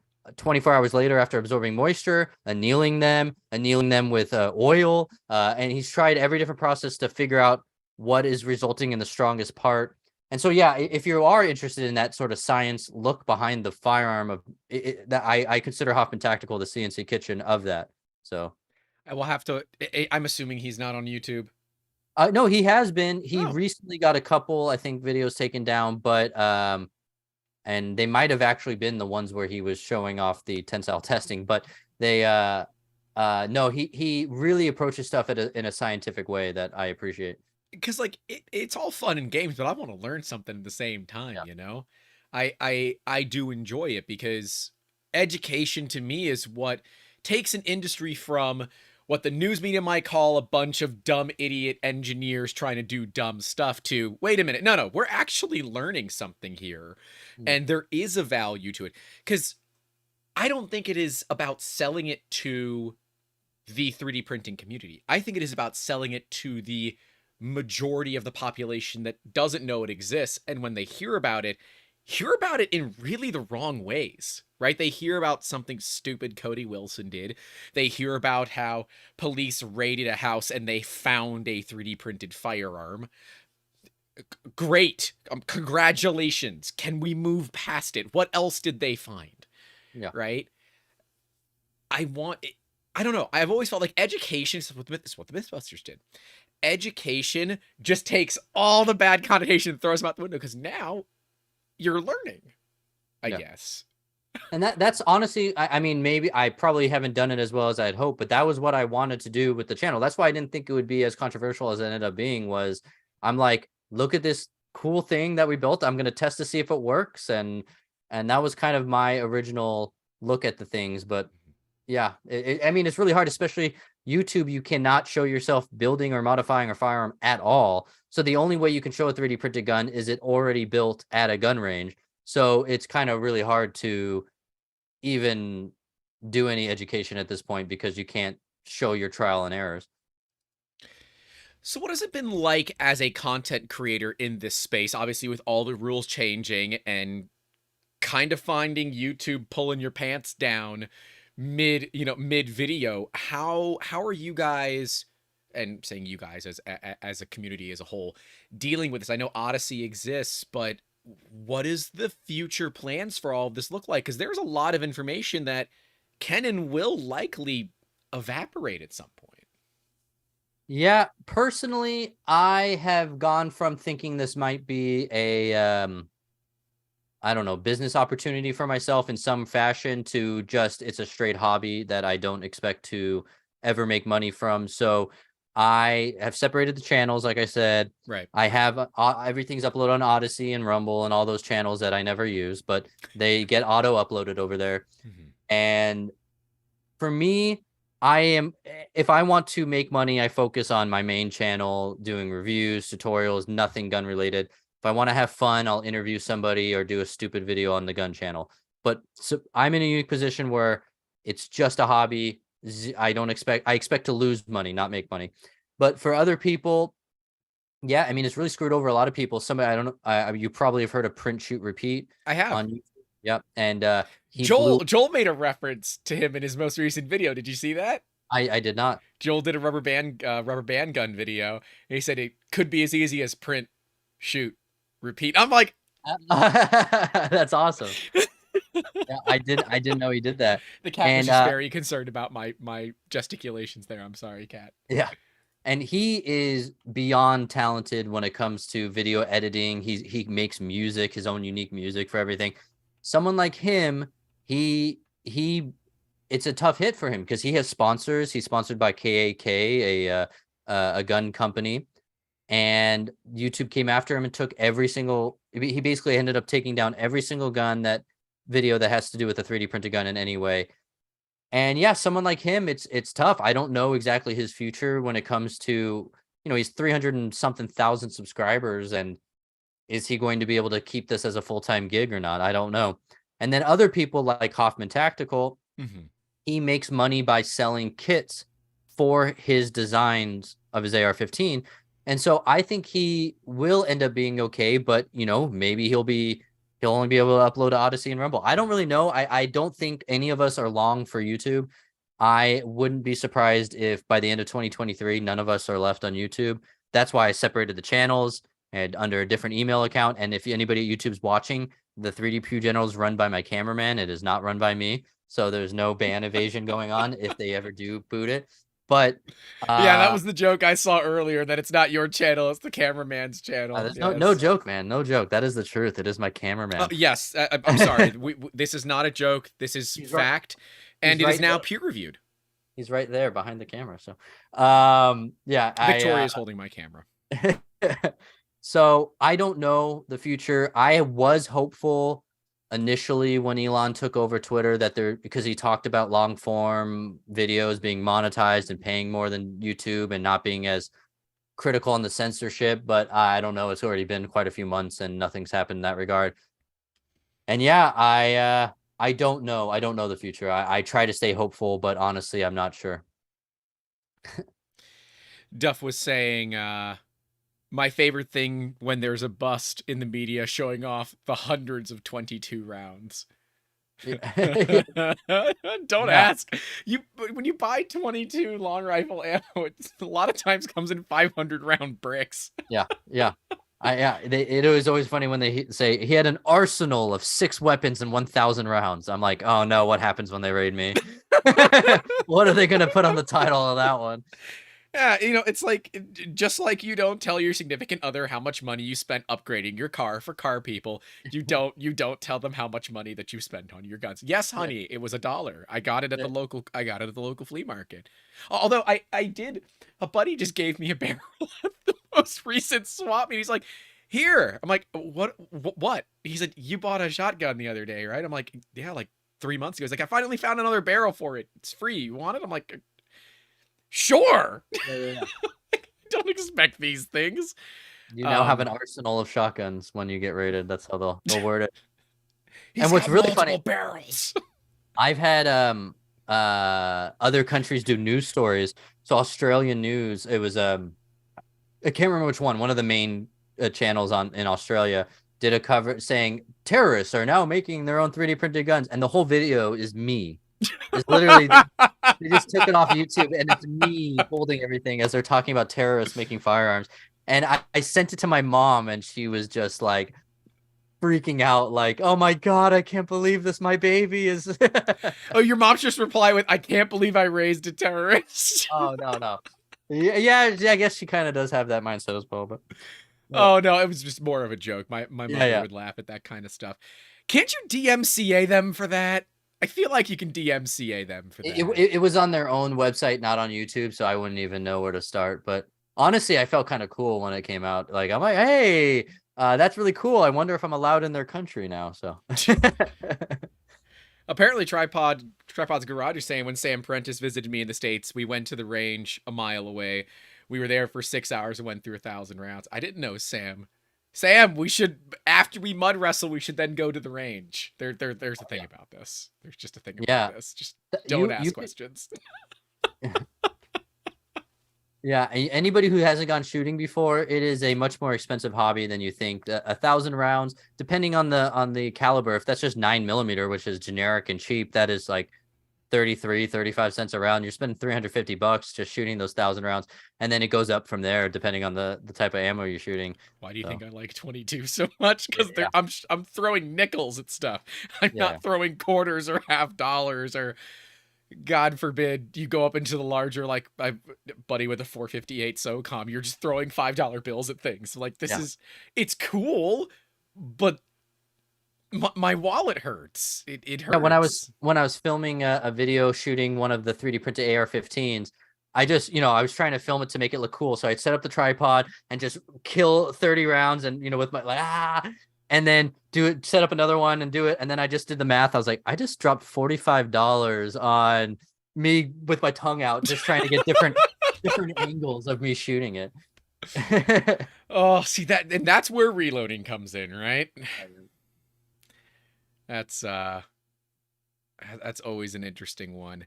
As Gregory Fiber says, honey, the car won't run without this turbo. Excuse me, Greg, that is an upgraded air conditioning unit. And that's why it makes the whistling noise. That is because it is cooling the air inside of your car, obviously. Makes sense. Yeah, makes perfect sense to me. And as Kasat Mendiga says, all of his guns cost $100. Wow. That's pretty good. Yeah. Yep. And it's exactly 9.5 inches long, right? Yeah. So when we look at filament, what is your other than your own? Because I'm not letting you get away with just saying, oh, my favorite is my own. What is your favorite brand and material to be using right now? Yeah. So everybody knows the only way I make money from Polymaker is if you use my link in my video description to buy something, or I get roughly $1.50 for every spool of mine that you buy. So those are the only two ways. Yeah, no, I'm just trying to say that, like, they don't give me money every month to promote them or anything like that. It's affiliate and my own filament. So I am a shill in some regard. But well, we don't say that word around here, all right? They're gonna start calling me a Prusa shill. I know. So even if I didn't have an affiliate link, anybody can get an affiliate link. So I'm not even special in that regard. But if we ignore those two things, I still recommend Polymaker to people.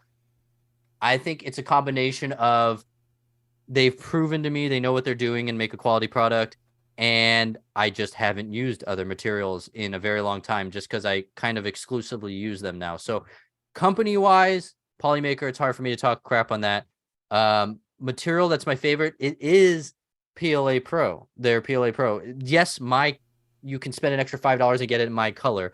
But if you don't care about that, then the PLA Pro, dude, I think their PLA Pro is so nice. Yeah, and it's $24.99, I think, $25, and it is as easy, exactly as easy to print as regular PLA. There's no extra anything. It prints just as good, just as clean. Yep.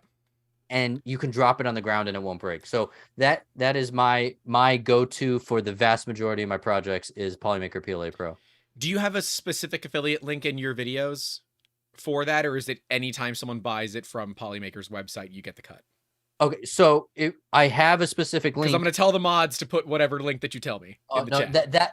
The affiliate one is separate. So if you buy anything on Polymaker website using my affiliate, I get a kickback just like any other affiliate. But if one of the mods go to his video and pull that affiliate link for me and toss it in the chat? But like I said, if you just buy the creator spool that without an affiliate, that will that has not it's completely separate. But they're actually out of they're going to be out of stock until I think middle of April. We have reordered my color. We sold out a lot faster than I thought it would, which is a good thing. I was actually terrified that it wouldn't sell any. Right. Yeah. We're looking at making our own custom color right now with printed solid because Dave lets me go visit the factory and he's like, here's your tour. Now you can go film. I'm like, you don't want to come with this? He's like, no, I'll go film whatever you want. I said, you've seen my videos. Are you sure you want me to film whatever I want? He said, here are the 2 things you can't show. Go do whatever the hell else you want. Yeah. I got into an empty, they're called Gaylords, but a big box on a pallet of empty filler. There's nothing in it. As part of the opener for the video. Yeah. There's no way Dave would have let me do that otherwise. But I said, all right, Dave said I can do whatever I want. I'm going to do whatever I want. Yeah. Yeah. I have been, I guess maybe it's because my first interaction with Polymaker Filament was Polyterra. And while it's not I don't like material. Polyterra. Yeah, I don't like Polyterra. It's because, and like my first interaction was like, oh, this stuff is like really odd texturally. But then it was, oh, this stuff is denser than regular material. Crap. Oh, I didn't even know that it was denser. It's 1.31 grams per cubic centimeter versus 1.24. Ask me how I learned. How did you learn? We have a print that takes exactly 494 grams. So I can get 2 of them out of a kilo. I designed it specifically to do 494 grams. It's a part for a client. So you put a kilo on, you click print, it'll do the one, you pull it off, click print again, it does the second one. You take the spool, you put it into your rack, you forget about it until you need random scraps or something, and then you use it then. Yeah, no, doesn't do that. And that machine, it's my Fusion 3 F410. It is above there. It has a filament runout sensor, but it takes about 45 seconds for it to trigger, which is long enough for it to stop extruding. So there's no point. There is no point. Yeah, yeah. There is none. And it's not an open source machine, so we can't make modifications to it. It is Duet, but it's not open source. Or at least the firmware on it's not open source. So I'm not able to make those changes. So it's like, ugh. And I'm like, and I'd initially went to Twitter and be like, does Polymaker wind their spools less? Like, are they 1 kilo gross or are they 1 kilo net? Yeah, apparently it's just denser, and I'm an idiot. I didn't know that. I just am not a fan of Polyterra in general. So there you go. I'm not a shill. I don't suggest their Polyterra.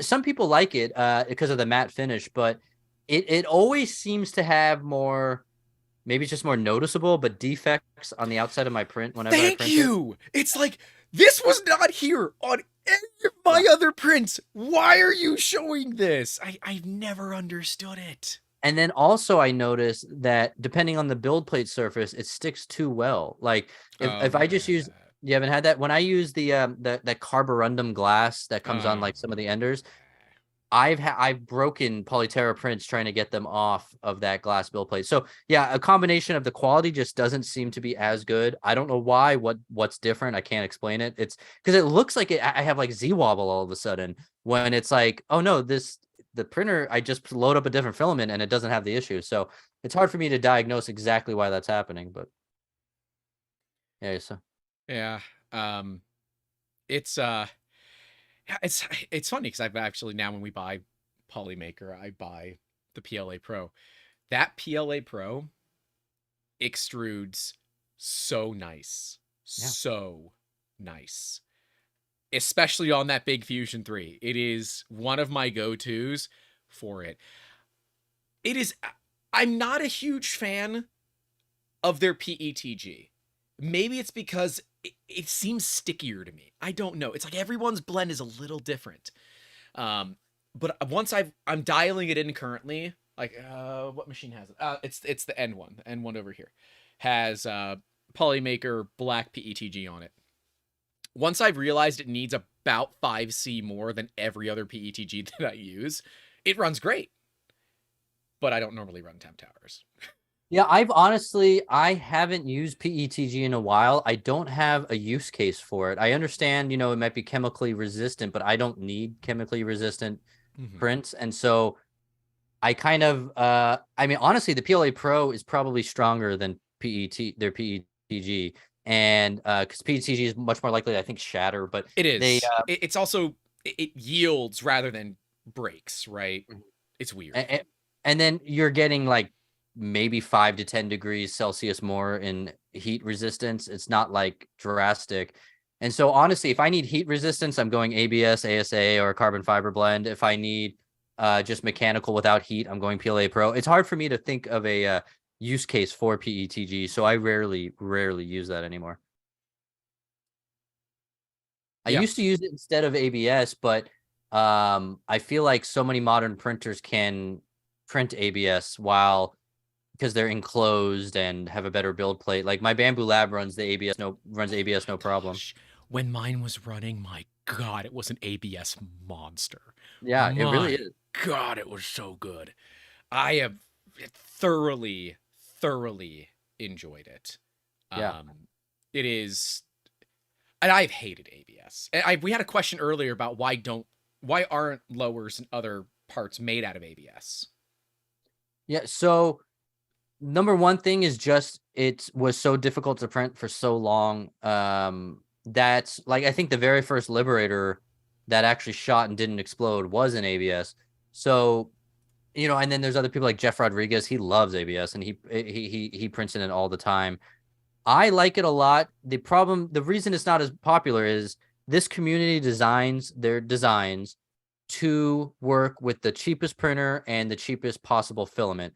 So they want every single gun that is released to be able to be printed on the Ender 3, stock Ender 3, and in PLA Pro. Now, it is from there you can get potentially stronger and more reliable firearms. So like I have a couple in ABS and ASA. The other issue that comes up is if you don't have a really high temperature ambient air or any not just warping, just even just Layers a little bit of splits and shrinking. It's like the parts will be so much harder to fit together because it was designed to be printed in PLA Pro without any sort of scaling up to allow for shrinking. So we those two find are that an extra 0.5%, by the way, is pretty much all that you need. yeah. So if you are going to print an ABS, 100.5 normally is perfect. Yeah, I have avoided it just because I don't like the smell. I don't like that it's oil based. I prefer something that is reasonably renewable when it can be. Because why not, right? We're producing waste as it is. Let's try to be a little bit more conscious about it. But yeah, ABS you can run like a monster because it's so thin. It's 1.04 to 1.07 grams per cubic centimeter. So you can run it way faster. That's why when people do speed benchies and all that, they're always out of ABS because I never of how even much thought more of that. powerful. Yeah, I yeah, never, I because never you even can, thought of that. and you can heat the piss out of it, and it doesn't seem to care all that. Yeah, because there's no, if I'm not mistaken, there's no defined melting temperature of ABS. You can actually, it just degrades the higher and higher you go. So yeah, you can actually crank that temperature way up there. And what's surprising is like Polymaker actually has their advertised printing temperature at like 260 degrees. Yeah. For ABS versus like competitors who might be like 230 or something. And they told me that's because it allows you to run it faster and have less worry of warping and delamination. That is the big issue with ABS. And we have Johnny Rocco saying, I use PETG for food safe prints only. 3D printing is not food safe. Please don't do that. Unless you are coating your parts with an epoxy, it is not food safe. In fact, printed firearms are technically going to start to stink over time. Have you ever noticed that they start to stink? No. The longer you'll use them, the more they'll start to stink because you can't clean them. Huh. So they'll get gunpowder residue on them. You'll get all the oils and crap from your hands, just basically digging into the layer lines. That is why 3D printing is not food safe, because there's no way to sterilize and clean and all of that. Yeah, that's is bad news, bears. Am I supposed to clean my guns? Is that I'm just we are not going to be calling anybody out about that. I am not going to call myself out about this either. Okay, all right. My 1022 definitely didn't jam on me the other day because it is filthy. Hey, my grandpa's 1911's been through 3 wars and hasn't been cleaned once, so I'm just kidding. I mean, okay, the first rifle that I ever bought, this is a great story. First rifle I ever bought, $50. Okay. Somebody had attempted to refurbish it and just gave up. So like the entire receiver was all shiny, but the barrel was still kind of pitted with rust and real janky. And they had put a new recoil spring in it, or spring for the bolt. Mm-hmm. So it launches shells like 50 feet. Okay, it just a 22 launches like 50 damn feet. It was so dirty. I said, I know how to do this. I just took engine degreaser and degreased the whole thing. I'm like, I don't care. The gun already looks like crap. I don't care what it looks like. I just need to get it clean. Then I will oil it. Then I can go back and firing it. But yeah, was it launching shells 100 feet after that? Or? No, it still launches far. Literally, I am asked not to take that to the range because my local range is an outdoor range. And now that human malware is not really a big deal anymore, they've removed the guards between the stalls, and I can hit someone like 4 stalls over with the shell casings. They had no idea. They're like, can you not bring that here? I'm like, I understand that it's ugly, but it's not that bad. Kasab says, and you left it in your shower to drip dry. That is exactly what I did. That's exactly what I did. That's nice. Yeah. Duff says I can double my target practice. Hit the targets with the bullets and shells at the same time. But so what would be your favorite printed firearm at the moment? If you had to choose one. Yeah, I mean, I think there's probably a tie between 3 right now. Is the FGC 9 is kind of hard for me to not love that thing because it really did make the first semi-auto very useful gun that wouldn't use no gun parts. So I think that is the coolest when it comes to truly revolutionizing the industry. I think that will be in history books. In 100 years from now, you'll read about the FGC9. And then the two others that I really like right now are the Hoffman Tactical Orca AR-15, which I have right here. I unfortunately can't show you, but where it's, slowly adding more parts of the AR-15 that are printed. And it looks beautiful, in my opinion. He did a great job. And then the third one is I've said for the last year that I'm building it, and I have not finished it, is the Suckboy. It's a terrible name, but Suckboy Tony is the designer. And yeah, we can hopefully you don't have to bleep that, but his name is Suckboy Tony. Oh no, we can cuss on here. I don't care. Okay. Yeah, his he is making, it is the craziest gun in I think ever made to this date.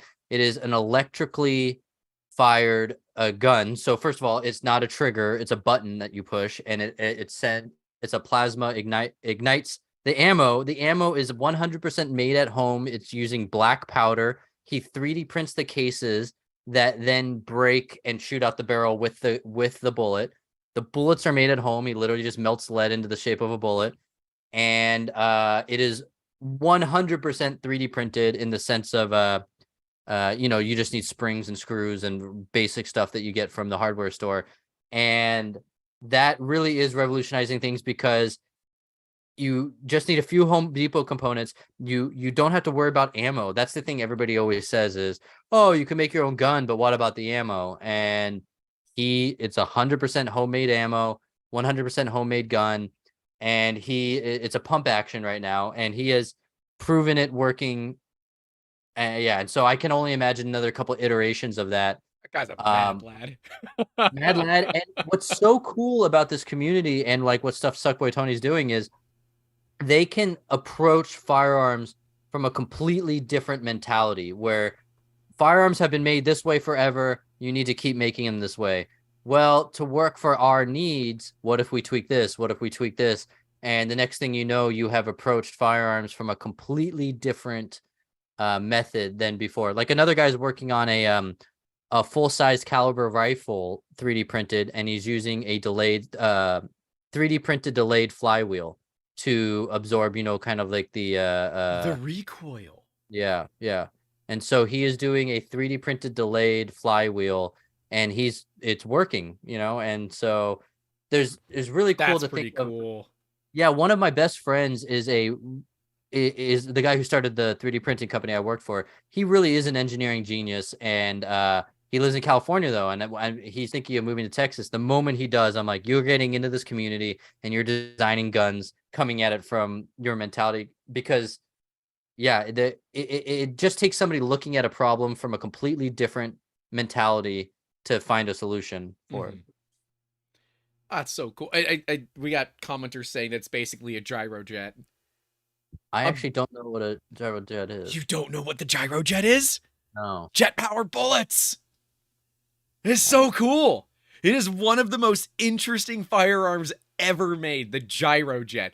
These were handguns that ignited a set of quad nozzle rocket engines to force a spin on a bullet. You had rocket propelled bullets. It is so cool. It's not a gyrojet, I know, but it sounds like one, and it's just so cool. Gyrojets are just they're really, really cool. You can't get ammo for them anymore, obviously, but they are really, really interesting.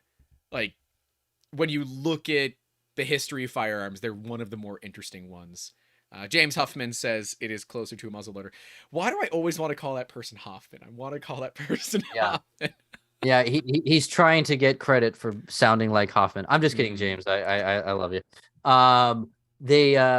If anybody is wondering, the guy who is doing that flywheel delayed is his name is Evan Jones, and he actually is not just into guns. He's also into let me make sure I'm getting that. Yeah, the Forgotten Weapons video on the gyrojet is probably one of the better ones to watch, as R3DZ says. Yeah, so if you were to look up anybody who's interested, his name is Evan Jones, or at Evan Jones Projects on YouTube. He's not just into guns. He's making he's making an airplane. Like, he is fully doing a 1-to-1 functional airplane. So you can see he has a playlist called Home Built Airplane. But then on top of that, he's making this delayed flywheel rifle that he's documenting. there are things that I totally say you can do this at home. Building your own airplane is one of those that I might recommend not doing at home. Not like that's why no one will remember your name. I'm just kidding. That's the Troy quote. Yes. On tonight's news, we have YouTuber decides to build home-built airplane, and it goes way wronger than you might expect. Tune in at 6 p.m. to find out more. Yeah. Hey, my name's in the history books now. That's all that matters. Just kidding. I mean, yeah, technically, right? It's easier to get press for doing something stupid than doing something cool. So, Chris Travis is asking if you're going to be at Murph. Cool. No, I have unfortunately not been to any rap festivals, or it's kind of like, I don't know. I have a dog and 2 cats, and it's so hard for me to be able to go out of town without it end up costing me so much money and stuff. So no, if there's one in Central Texas, I will 100% be there. But well, there's one in Colorado. That's the closest one to you would be the Rocky Mountain Rap Fest coming up in about a month.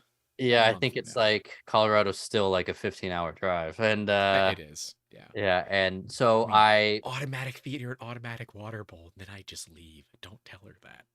Yeah, the cats are one thing. The dog is something else. I got a 2.5-year-old lab, and I feel bad. I could, there's a not kennel, but whatever you call it, the vet that can take them in. Yeah. But they're in a small little cage, so it's like I don't want to leave my 90-pound lab in a cage for a week. It's just not fair.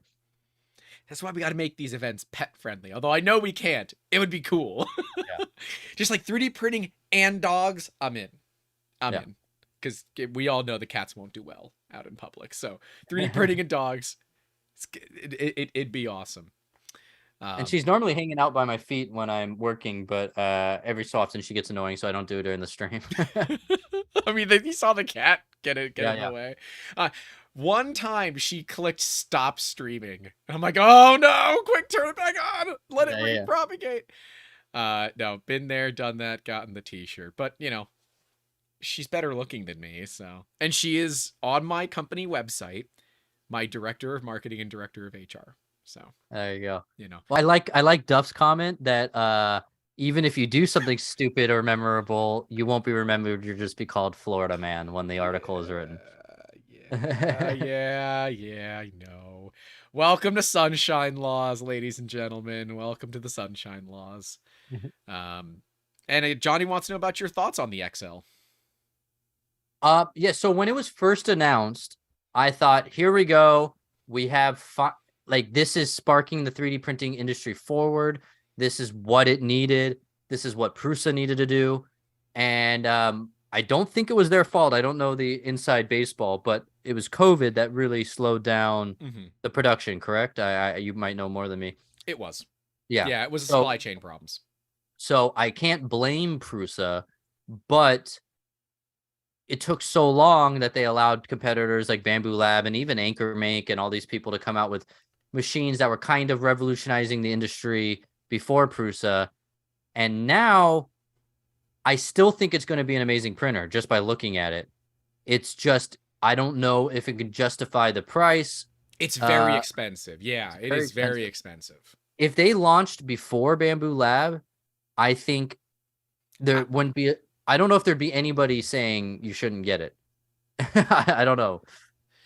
I think this is always the tough one, right? To compare the two machines is wrong in my opinion because they're totally different, right? You've got a mixer versus a tool changer. Tool changers are phenomenal because basically zero waste, right? You have very, very little waste. They have a little prime tower just to make sure that you've got the right back pressure in the nozzle, and then that's it. I've seen XLs run in person. I am unfortunately not a beta tester. I wish I was. I am not that cool. But for me, right, and for the work that I do, and maybe this can convince you, nylon, carbon fiber nylon, soluble support material. You don't need to be dealing with temperature fluctuations because each nozzle has a different material in it. Well, I'll throw one back your way. I have the Snapmaker J1, and that's an IDEX that I've literally done those exact combination prints on. And You like So yes, them? so I don't like the slicer because it's just a crummier version of Cura, Yeah. and I'm not like a stan for Snapmaker, but the J1 is the best IDEX printer I've personally used, and it is very reasonably priced at like $1,100. Did you And read the so TOS for their software? somebody left a comment and I reached out to them asking them, and they were like, "We don't know what that guy's talking about. It Here's was the TOS." probably me. Was it It you? was Okay. probably me. Yeah. They assured me that nothing. I don't know. I I can't. railed them Oh really? about Okay. this. So they sent me an A350T, like 3 weeks before they brought out the J1. By the way, Yeah. not happy about that. But I am doing my unboxing as I do, like 6 hours deep into this thing, right? Because the whole building experience of a Snapmaker is pretty much second to none. Did the J1 have a ton of boxes too, or was it not a build? Oh no! Wait, sorry. Say that again. It came Oh, pre-built. yours came pre-built. Okay, the A350T is a kit, like Mhm. hardcore kit, shitload of boxes, and their terms of service to use the hardware included a unlimited data collection policy, Hmm. including G-code, including STL files, and that exact same terminology was in their Lubon slicer. Now, has it changed? I don't know. It's not on my computer because I built a Prusa slicer profile for it and called it a day. But yes, So yes, if that is 100% true and still valid, I agree with you 100%. That is not good. I was just talking about the actual. Yeah, maybe I should actually read stuff before I sign it. It's like that is, and people yell at me on the streams for it, but I am a stickler about reading end user license agreements because we do ITAR work. Like I legitimately do ITAR work, and that means I have to be really careful. Like people got on me about not updating or connecting the Bamboo to my internet. My internet will not accept, or my router will not accept the Bamboo's connection because the Bamboo requires a static IP. If I don't give it a static IP, the network won't like it. Well, then I have to segment it. I have to limit its up and download speed. So if it is talking, I can limit the amount that it's talking. And then I have to put it onto a network that's a completely different network. Like, why don't you tether your phone? My garage is steel and concrete. I do not get cell service in my garage. It doesn't work. And the only way that I can tether my phone would be via my own Wi Fi. Because I didn't update the firmware of the machine for the stream. It's the same deal.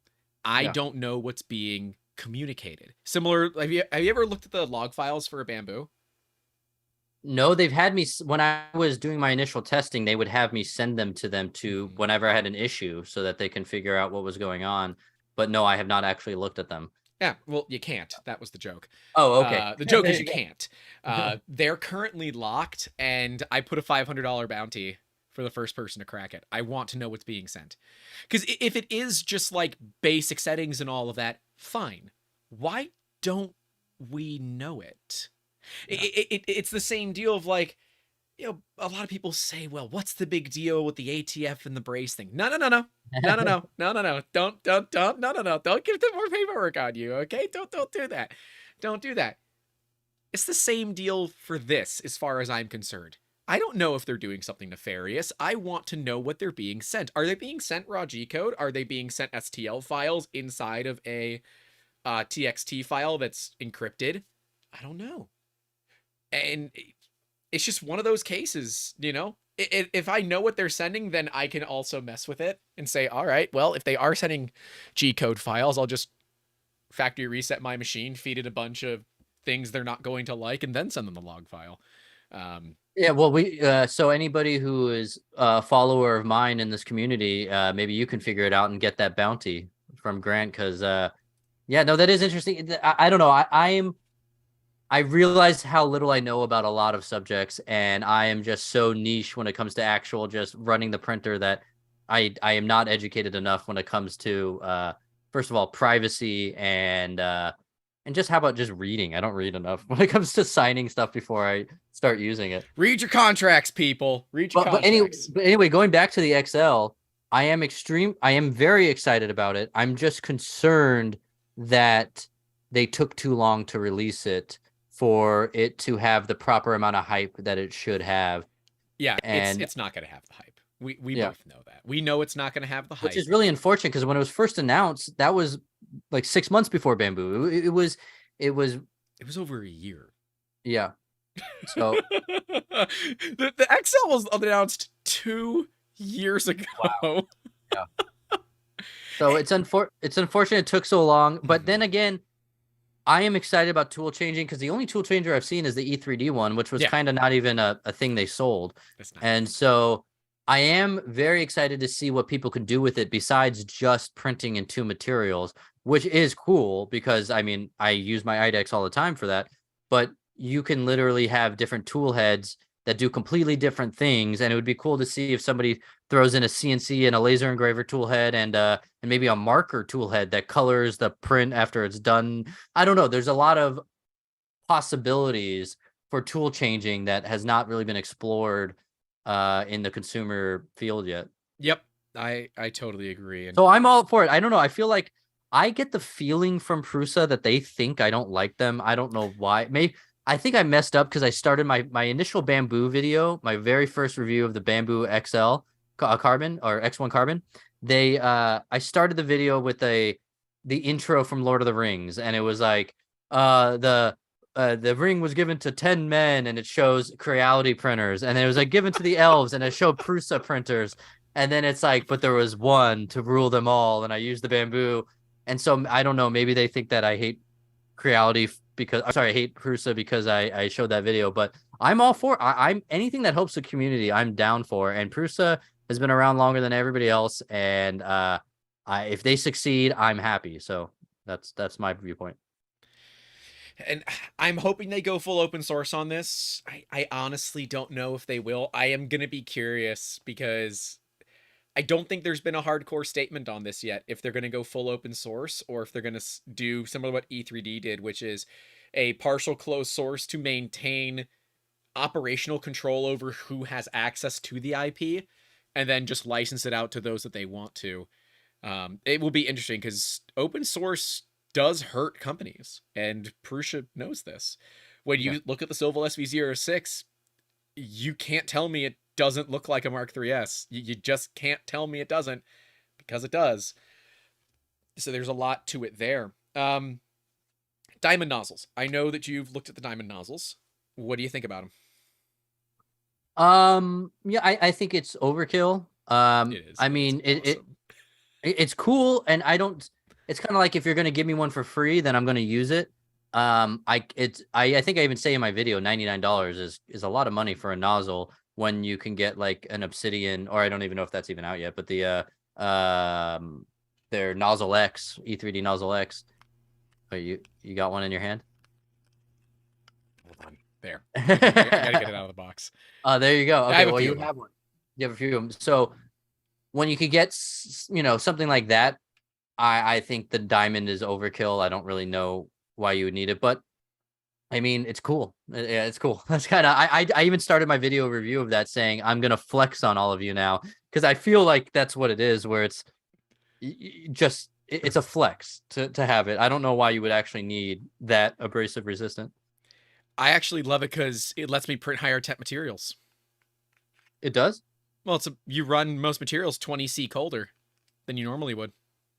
I don't know if I even realized that. Now, I run PLA at 170 because if I run it any lower, the Prusa won't extrude it. It'll physically say it's too cold and it won't let you extrude it. Really? Okay. Carbon fiber nylon, I kid you not, 215°C. Wow. Okay. 215. Do I have that part still? Oh, I do. I'm sorry, Kat. I'm sorry. I bothered you. This was I didn't realize this was nylon. It was on a spool that said CFPETG, but I'd written on it with a Sharpie, carbon fiber nylon, and I'm like, I think Pass Grant was an idiot. Pass Grant was not an idiot. That is very wet nylon, but this is 215°C carbon fiber nylon. Okay? Like, she's Nice. bonded. She's there. That's the Diamondback nozzle. Yeah, it's the Diamondback.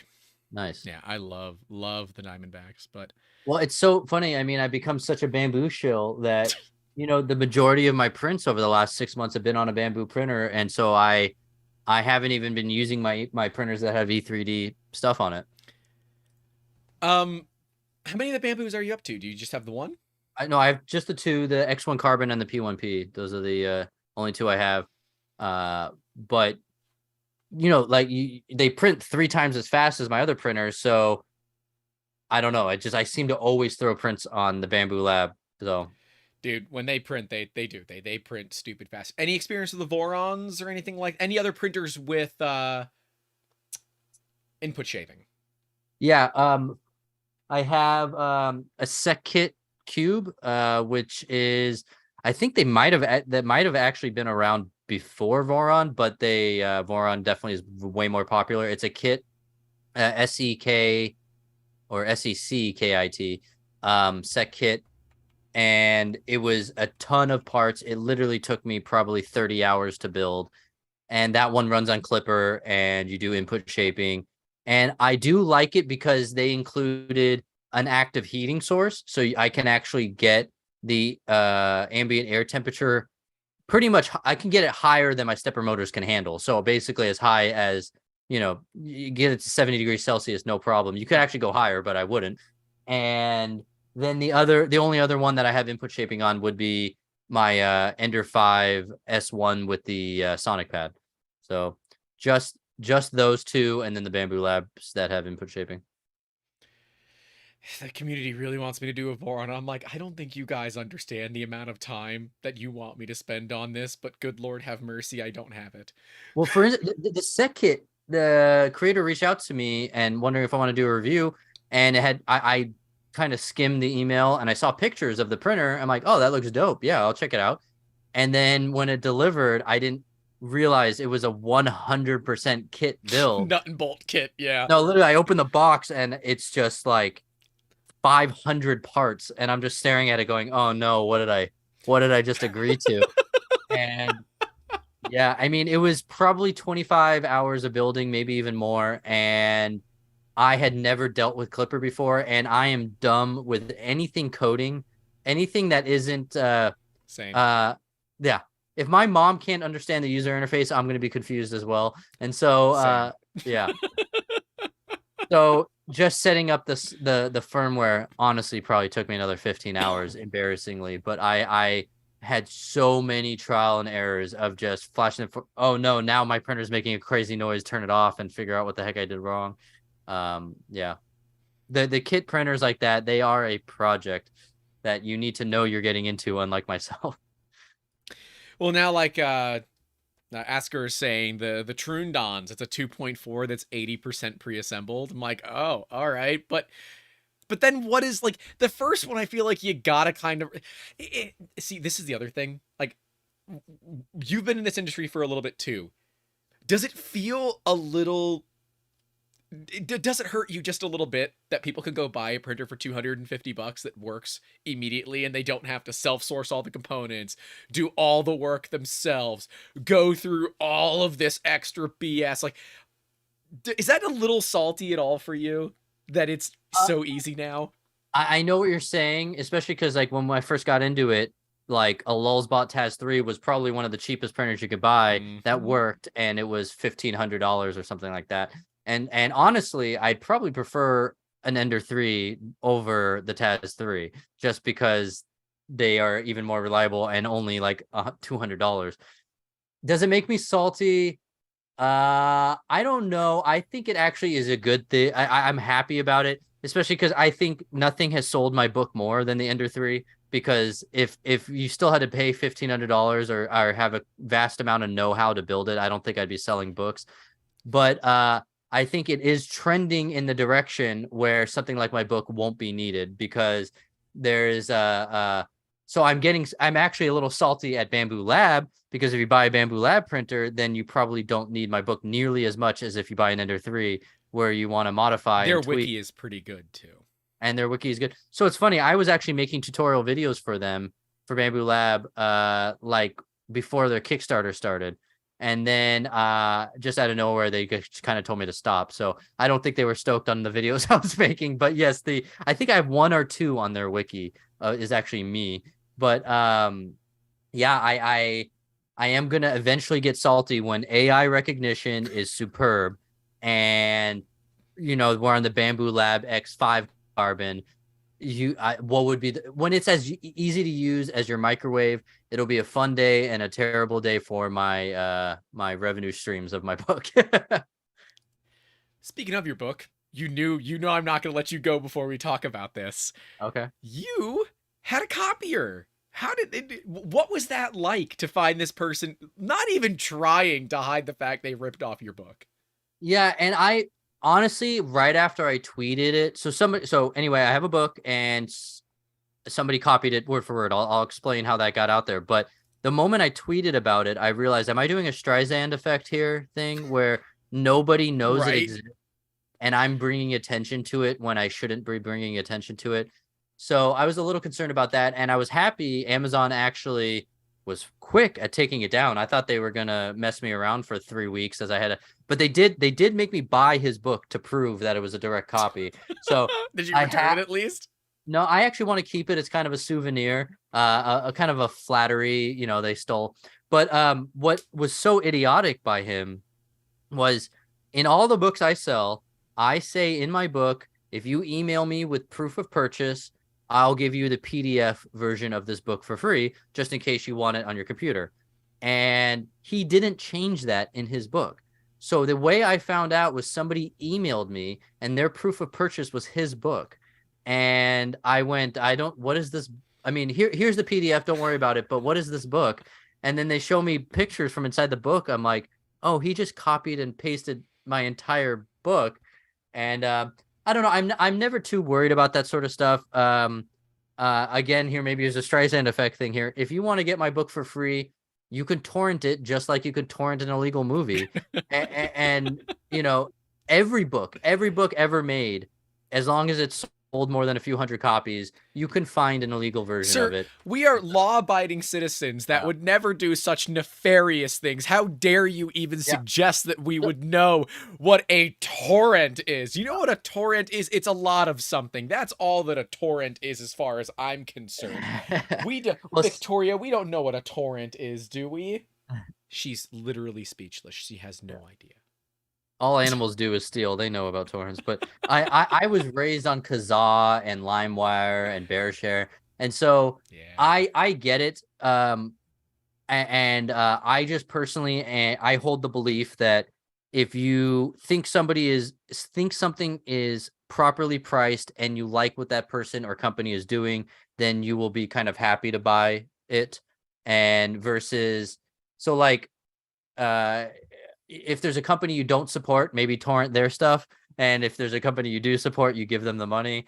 And so that's kind of how I've always thought. And I just think that, it exists out there. But if you like what I'm doing and you want more stuff to come out, then I assume you'll just buy the book. I mean, similar to the boating accidents, sometimes you got to go sailing to take care of those boating accidents. Am I right? Yeah. And the Kasop says, please seed.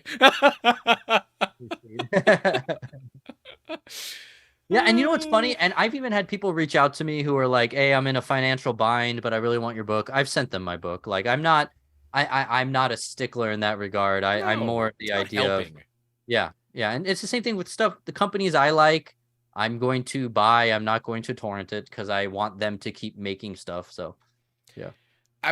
We should do like a special guest print fix Friday when it's you and I going through the print fails. There you go. Let's do it. We're going to be on, I think this is week 80 that I've done every single week. I go to Reddit. Now we get, we have a Patreon, Discord, $10 tier higher, self-promotion, that now does a lot of the work for me. They find all the things for us to look at, and some of them I'm like, I have no freaking clue. I just think they screwed something up mechanically. Yeah. But we try to do it because there are so many people out there, and I think you know this too. Not only are they dealing with failures, they don't know what those failures are called. So they're having a really hard time figuring out what is this? I don't even know what to search. Printer not working is not an appropriate option. Printer not working is just not appropriate. Yeah, and that's honestly, so my first edition, the reason I came out with that was at my old work, the one that my best friend and brother ran, they had a service of we'll repair. It was a print farm, so you order through us, but then also we had a a service will repair your printer if you bring it to us, and it's $50 an hour is what we charge. And I can't tell you how many times somebody brought in a printer and I look at it and I'm just like, your bed's not level. And I level the build plate and it prints perfectly. And I'm like, I'm sorry, I got to charge you $50 now. And all I did was level your build plate. And that was one of the sparks for the book, because at the time, this was in 2016, I believe, when I wrote the first one, there wasn't any book on 3D printing in this regard. There wasn't, I don't think even 3D printing for dummies had come out yet. And I was thinking, I'm like, hey, my goal was, let me just show pictures of, are you having this problem? It's called this, go to this page. And because of that exact thing, I think, especially in like 2016, that was the time of like the, what was it? It wasn't Airwolf. It was the Robo 3D, I think, was really popular. The R1. Yeah. And there are so many grandparents who bought a Robo for their grandkid that just sat in their closet after one print and it failed. And yeah, I was thinking this would be a good $15-20 resource to cover the thing that you would have just paid me $50 to fix for you. So yeah, I have started recommending your book to people. Thank you. Because like we get the same thing. I charge $65. Maybe that makes me a crook, I don't know, but I said 65 is the right amount. It is high enough not to be an impulse, but it's also low enough that if you have a fairly expensive printer, it makes sense. But it also keeps me from fixing Ender 3s 6 days a week. Because I'm sorry, it's not worth it. It's just like, someone called me at 11:30 last night. I was up working.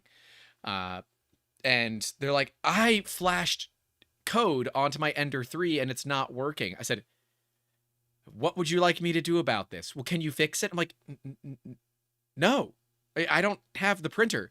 Well, I can bring it to you. I said, we don't flash firmware. That's the one thing I refuse to do, because there's so many possible problems that you can do when you're flashing, especially in Ender 3. Yeah. Yeah. And firmware is like it literally is a different language to me. I every single time I have to do anything firmware related, I'm looking up YouTube tutorials.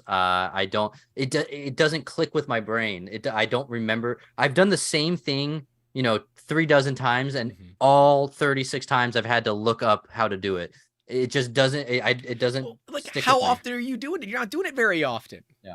Yeah. Well, at my old job, we used to, I remember the Tazes would always need to be flashed a lot because of issues, but yeah. Those have a process of doing it through Lulzbot Cura. It's not like you have to connect to it via USB, utilize an FTDI driver, compile Marlin. No, you just upload it and it's done. Enders require so much extra work, and there are so many different versions. If you flash the wrong one, you've got a problem. Yeah. Yeah. And you're saying you charge 65. I mean, honestly, this was back in 2016. So with inflation, you're probably cheaper than the 50 an hour. Just a bench fee, and if they're nice, I'll just kick it down to 60, especially if they pay in cash. Cause then it's like, whatever, it's no big deal. Well, don't let the 3-letter agency IRS hear that one. So, you report it all. Report it all. Well, I just remember there's I live in a small town, and one of the restaurants is like gives you a discount if you pay cash, and I'm like, I know that's because you're not reporting it, but I'm down for that. Yeah, it's normally because they're not reporting it. Yeah.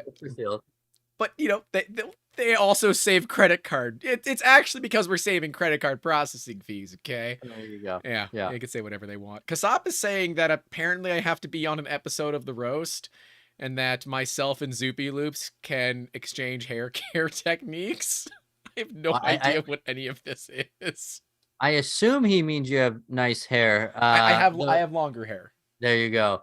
The Roast is a show that a guy named P80 Ralph puts on every Friday night, where you send in your 3D printed gun builds and then they make fun of them on the Roast. So okay, so it's cursed gun images, but 3D printed. Yeah, and I did it one time and I regretted it, because I always say I'm still a newbie on guns. So I feel like I'm in this hobby, but then every day I see somebody else, I'm like, I don't know what they're talking about when it comes to different components of a firearm and stuff. And so I went on that Roast, and then after like the third gun, I just was like, looks like a gun. Like I did. Gun I had shaped must be gun. yeah, Okay, exactly. okay, Mr. Senator, calm down. And then I was so nervous. I had a glass of bourbon with me, and next thing you know, I'm getting drunk, and I'm just like, I should not be on this stream right now. And I literally just bailed. I was like, I'm sorry, I gotta go. I was like, I'm just embarrassing myself here. But yeah, it would be funny if you went on there. I am And certainly not read up well on guns at all, but I can look at something and say, that's not right. yeah, there you go. Look at those layer lines. Are you even trying? Well, we do meme fail Fridays, so we do them on all the obvious ones. We did one at 42, one at 60, one at 52 because that was 1 year, one at 69 because you have to. The last one would have been 69.